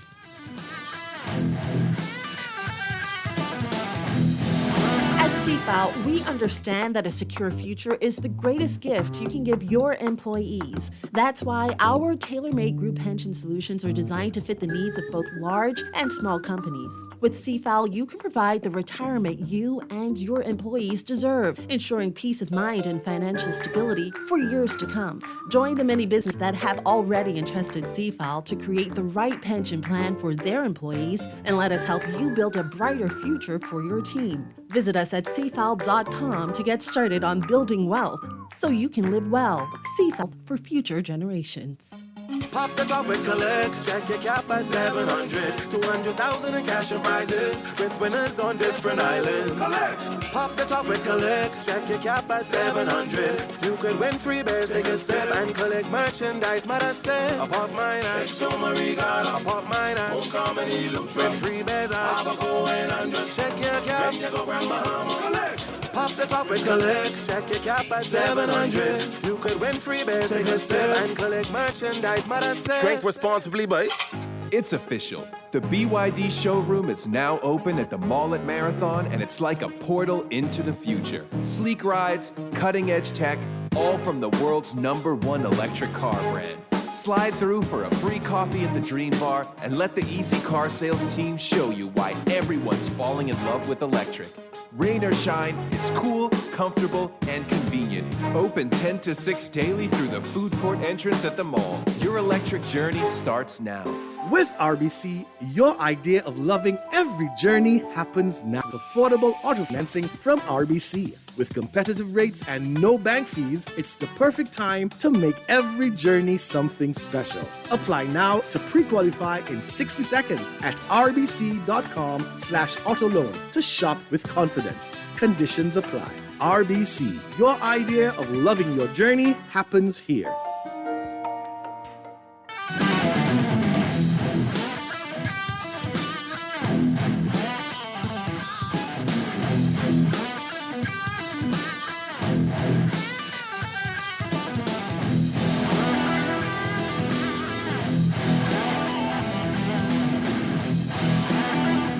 And we are back with Morning Blend Business on Guardian Radio 96.9. Dwight Strachan along with Duquesa Dean. It's our Chamber Hour series with the Bahamas Chamber of Commerce and Employers Confederation. CEO Dr. Leah Roll is still with us, but we also now are joined by undergraduate with St. Ben's University, Tanaya Butler, who is a global business leadership major and minoring in entrepreneurship.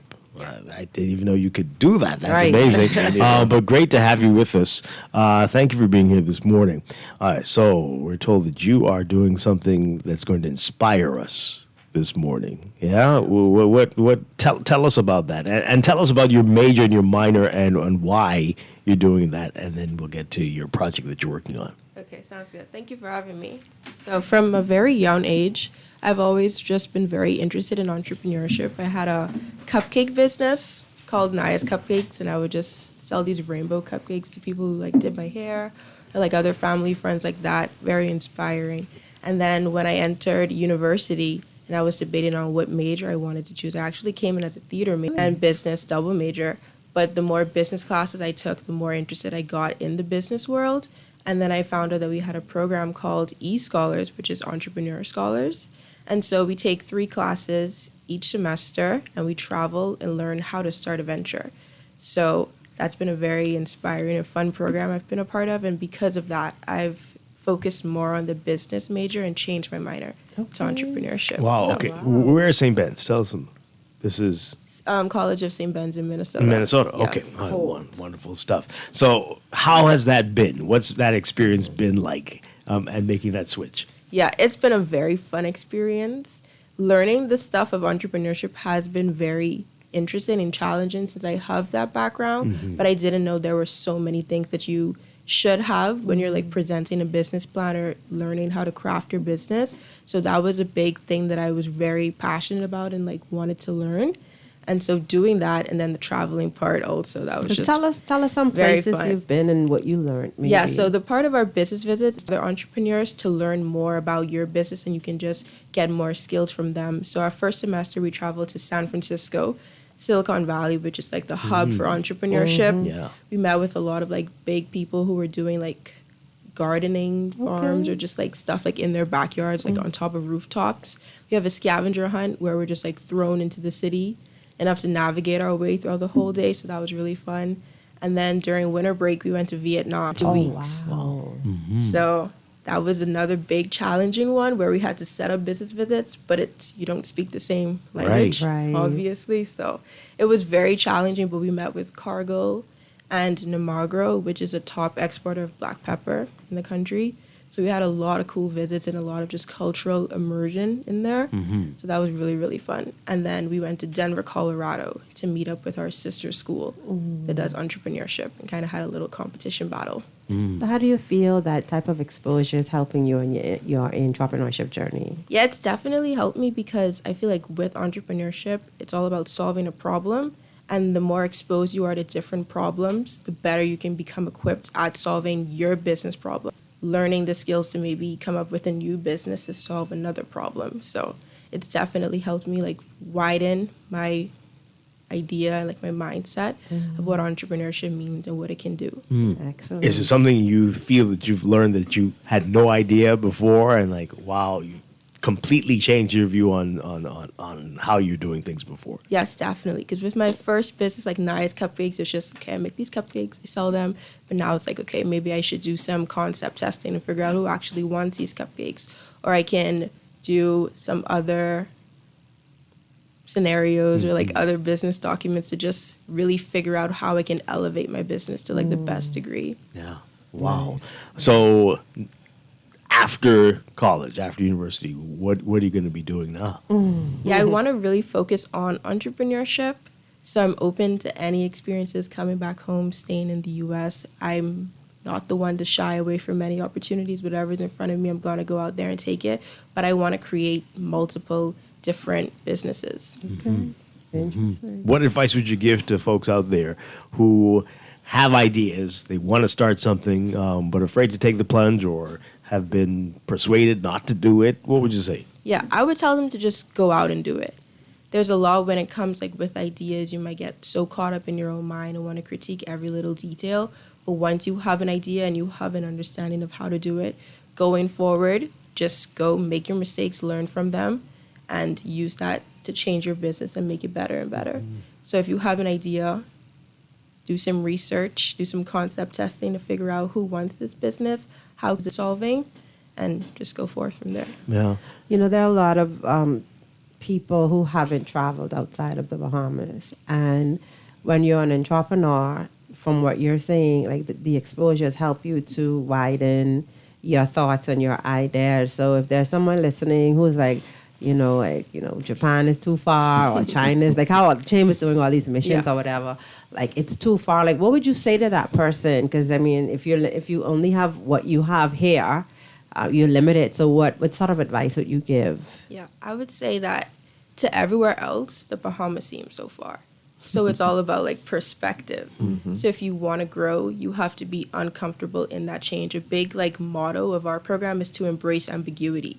So be comfortable with the uncomfortable and to just learn from that. So if you want your business to grow or you want to grow, you have to grow from the situation that you're in. Yeah. And so there's so much of the world to see. So I don't think Right. you should just limit it to being too far. As you said before, didn't know you could minor in entrepreneurship. Do you think it's important for people to take college courses in this? Is it helpful? What are some of the things that you can gain from it, as opposed to experiencing it on your own the hard way? Or maybe it's not hard, or it's even harder doing the college courses. Tell us about that. No, I think it could be hard both ways because when you have all the information, then you want to make sure you're doing it the right way, Yeah. which could cost you to start later and not just go out there and do what you're learning as you make your mistakes. So I can see an argument for both sides. Yeah. There's like some positive and negative drawbacks to both, but there's always good that comes from learning, like learning more information. So if you have started and you think, okay, I'm doing pretty good, but what can I do to make myself even better? Then maybe take like 1 or 2 entrepreneurship courses or just read a book on entrepreneurship to really just help elevate yourself and your business. Yeah. Wow. So, what inspired you with the cupcakes initially? You just love cupcakes, or was it the business part of it? Right, or making money. What was it? Which part was What it? was it? No, it's definitely the cupcakes. The cupcakes. Okay. All I do love cupcakes. And then as I did, I was like, wow, okay, I'm just baking, but I'm also making money. And so it kind of just opened my mind into what entrepreneurship could be. Like it could stem from a passion and just grow that into something bigger and better. Do you think we need to ensure that every kid has a hustle like that? Is that beneficial? Everybody something? I think it does teach you some life skills pretty early on. Yeah.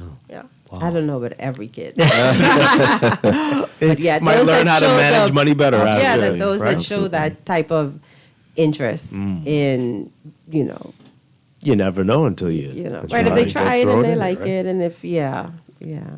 So I know Well, Tanaya I has a number of competitions relative Really? to entrepreneurship that she's won. Tell us over the about years. that, girl. You Yeah. said nothing, you're being modest. competitions. Yeah. Okay. Yeah, so a big thing in entrepreneurship is pitching your business and stuff. So we do a lot of work with that in my school and in our program. So we have a competition called like the Eric Rigo Big Idea Competition.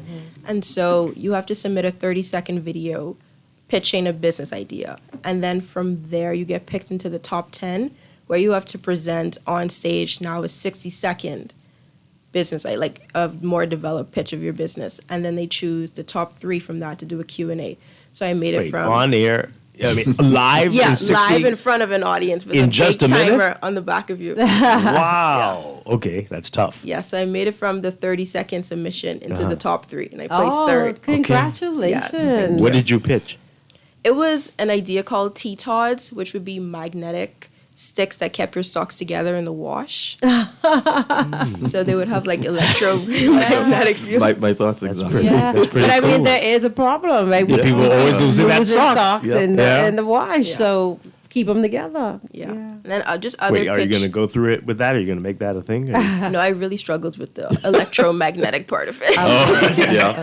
Maybe if I can refine that idea, we Okay. can go forward with it. But. 'Cause that sounds pretty cool. And then my business venture that I've been working on is because I just noticed that there's a problem with the lack of entertainment on college campuses, alcohol, especially if you're under 21. Yeah. So coming to the U.S., graduated at 16. I was 17 my first semester of college. And so it's like, there's really nothing there for me to do. So I really understood that there was a problem. And so I wanted to kind of create an entertainment place for like younger students to come in and have fun without alcohol. Right. That's pretty cool. So That is cool. thank you. How's it going? Did that happen? You're doing it? Yeah. Yeah. Okay. I'm working on getting a space for it because there's just been a lot of pushback with having that on campus since there's a lack of space. But I have over 100 students have expressed interest in it, and I have some themes going for it. So Okay. So what are some of the ideas? What are you hoping to offer? Yeah, so it'll be a themed party every Friday night. So it can be anything from like red flags to white lies or like 90s night, 80s night. And so it would just be you dress up because there's also just like so much repetition in it. Right. Whenever you go out, it's the same song, same outfits. And so it would just be a lot of like diversity in that and keep students very engaged and wanting to come out. Wow. So it'll be every Friday night. Yeah. Okay. It's called BBF, Bring Back Fun. I love it. All right. That's Yeah, excellent. yeah. That's excellent. Wow. So mocktails or just Yeah, soda? mocktails, yeah. Yep. All right, that's perfect because I remember that was rough. Same situation, graduating 16.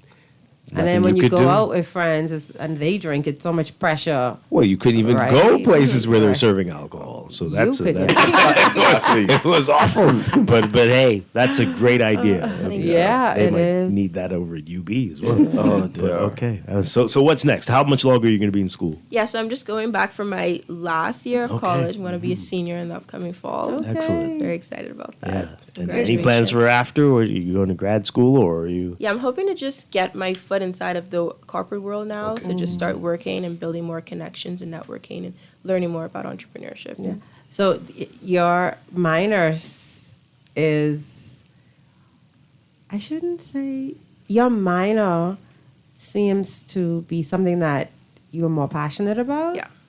I've lost your major. Like, seriously, what were you majoring in? It's global business. Oh, global. If it So they could- connect. Yeah. They really connect. If entrepreneurship was a major, that would be Oh, my you can't major in it. Yeah, no, it's not a Okay, major available. okay. But Okay. because of like the e-scholars program, I just have like such wide Right. knowledge of entrepreneurship. So it connects global business with Yeah. entrepreneurs. And I think- leadership. So Yeah. so clearly you're doing that already. Right. Yeah. Because it's a lot of focus on international business, which I think really helped with e-scholars. So just taking like a broad knowledge of it and doing like human resources, supply chain management really ties in with what I learn in my entrepreneurship classes. Yeah.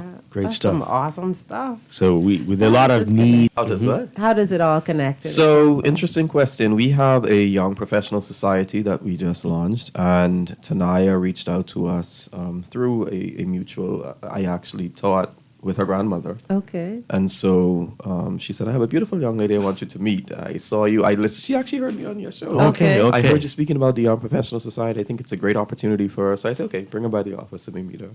And we sat down, we had a conversation. And I was like, this is exactly the type of thing that we're Right. trying to promote, trying to get persons to understand entrepreneurship, even from this tender age. What I like about it is she's grown up in a family of entrepreneurs, but she's also taken the impetus to add the theory with the practical. And I think that makes her such a great or better entrepreneur. Yeah. Even if it's not a college degree, Right. those level of micro-credentialing, etc., they help.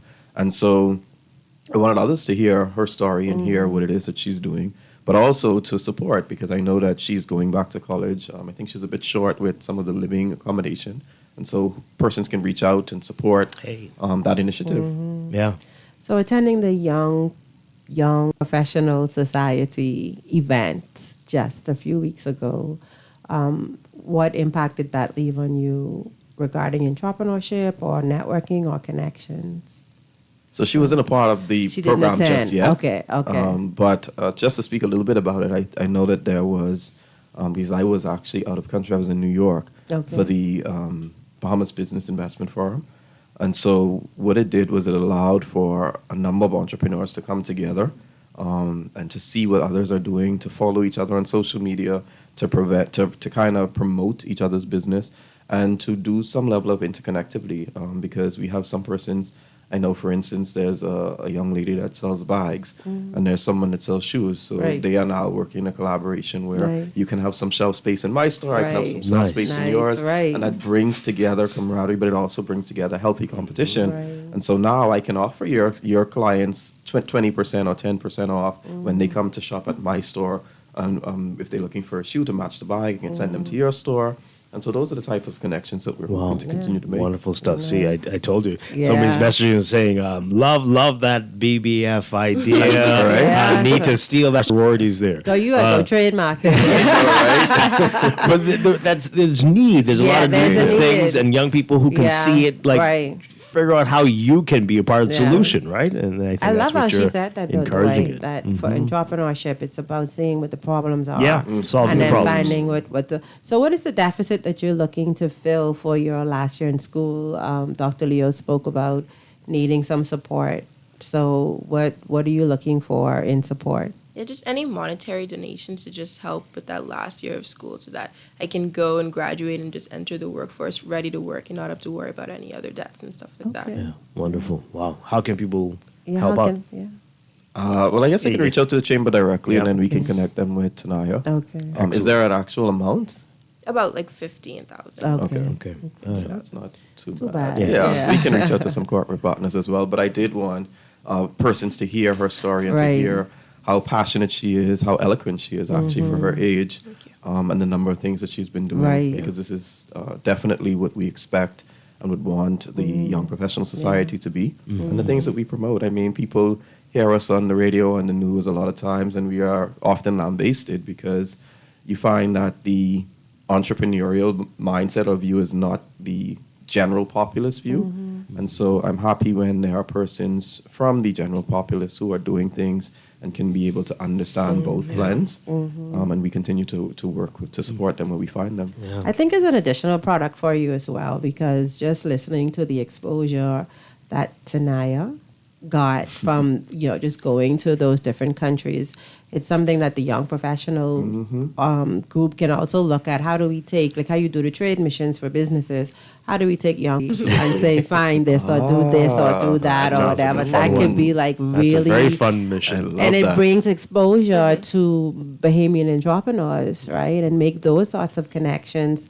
They could be connected with a young professional in China or India. And definitely or one that whatever. doesn't speak English. That's the Right. only thing it out. And see, you can get Tanaya. Tanaya from to lead it. Planet. Right. There you Absolutely. go. Here, here. Well, Tanaya Butler, as you know, we've got a lot of problems here Yes, that come need on to and be solve. solved, and we are looking forward to you coming back and helping us to solve these problems. Definitely. Great story, very encouraging, very Yeah. nice to meet you. Tanaya You Butler, have we're a bright expecting future. great Thank you. things from you. Yeah. Keep up the great work that you're doing. Thank you for having me. Yeah. You too. You have a bright future. Oh, dear.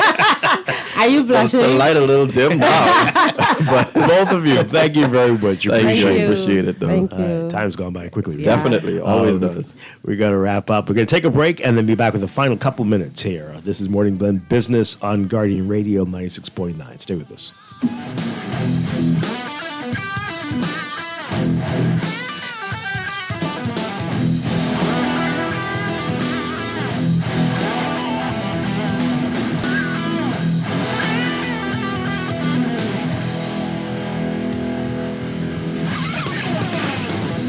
Try to rest, but roll with the best. For all your printing needs, there ain't no one better, no. For posters and banners, magazines and flyers.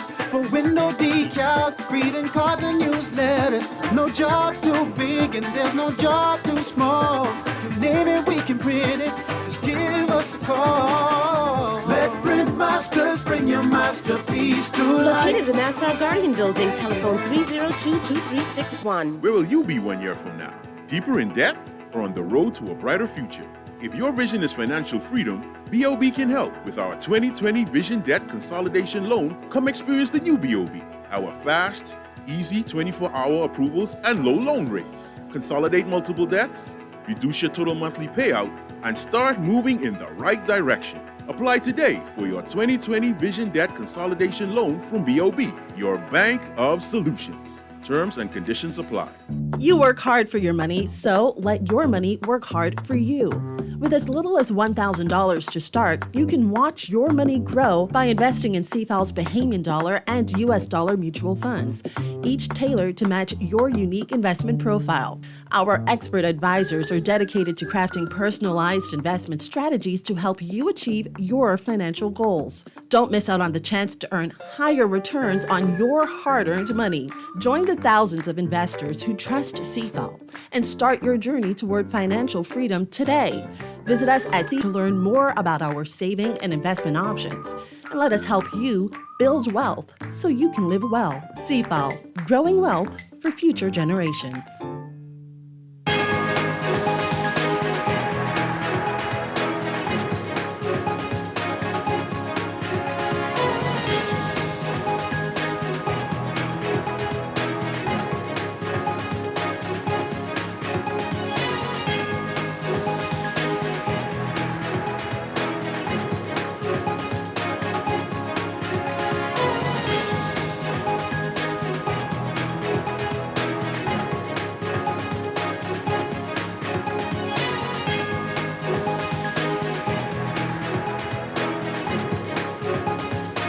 It is time for your morning business report brought to you by CFAL, growing wealth for future generations.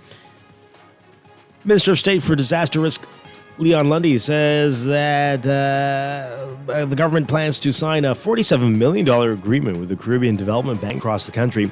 Lundy, who is responsible for Water and Sewerage Corporation, says that they signed the first tranche of $100 million conditional credit line with the IDB, securing $50 million to fund immediate priorities.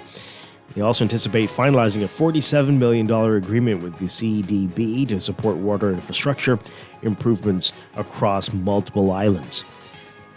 Lundy says that in 2024, corporation's revenue rose to $60.9 million, a 7.4% increase over the previous year, driven by volume, not price. The Post Office Savings Bank will increase the upper savings limit that attracts 5% interest from $6,000 to $10,000. Energy and Transport Minister JoBeth Colby-Davis adding that the bank is completing a review to determine the viability of entering the Family Islands to fill the gap created by the absence of commercial banks. Colby-Davis, speaking during the budget debate yesterday, said improvements to the operations of the bank are being made in order to better serve communities. Acting Postmaster Siobhan Johnson said recently that the bank was formed to make saving a habitual practice in Bahamian society. Accounts can be started with as little as $3. The Registrar General Department is taking corporate transactions for filings and services completely digital beginning July 14th. Businesses will have an 8-week grace period to transition. More on that in today's Guardian Business section. And Tropic Ocean Airways will begin flights from Fort Lauderdale to Newton June 20th. It's also expanding capacity to Bimini and Marsh Harbor. That's in response to the recent closure of Silver Airways.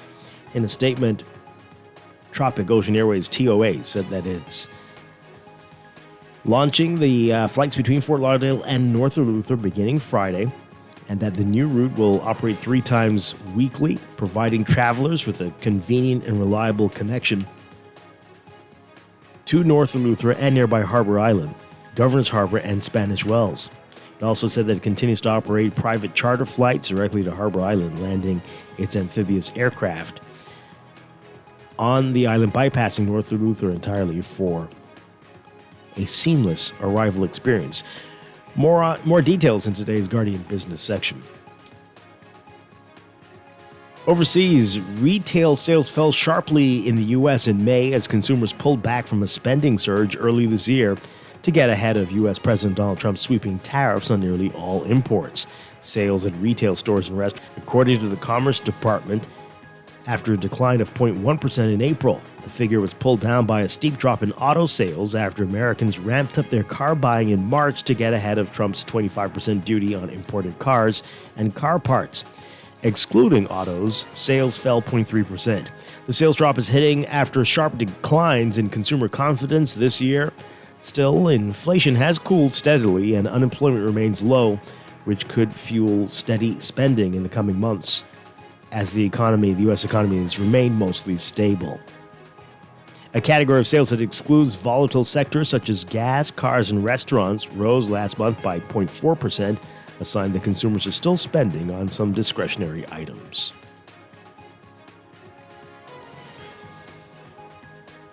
And U.S. stocks are slipping today following signals that one of the U.S. economy's main engines, spending by households, is weakening, while Israel's conflict with Iran may be worsening. The S&P 500 was 0.4% lower in early trading today. The Dow Jones Industrial Average was down 129 points, or 0.3%, as of 9:35 this morning, and the Nasdaq Composite was 0.4% lower.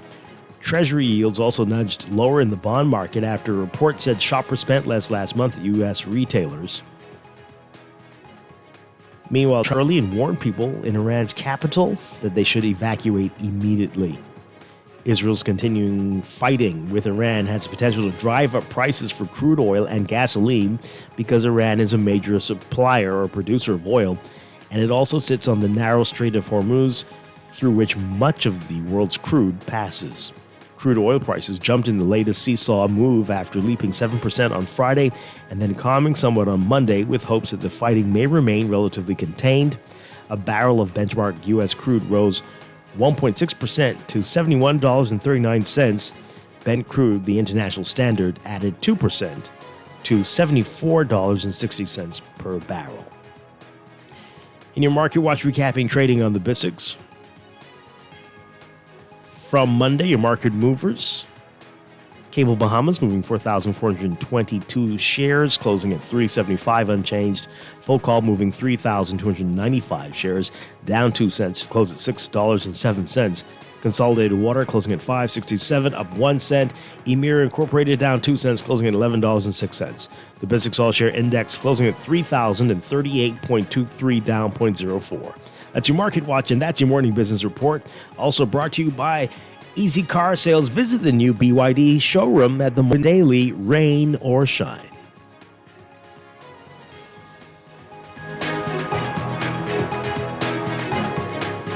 Dude Quesadine, thank you so much for being with us. Before we go, I want to send a special good morning out to the managers at Super Value, top of the hill, Mackey Street, Mr. Adderley, Miss Dean, and Miss Bethel.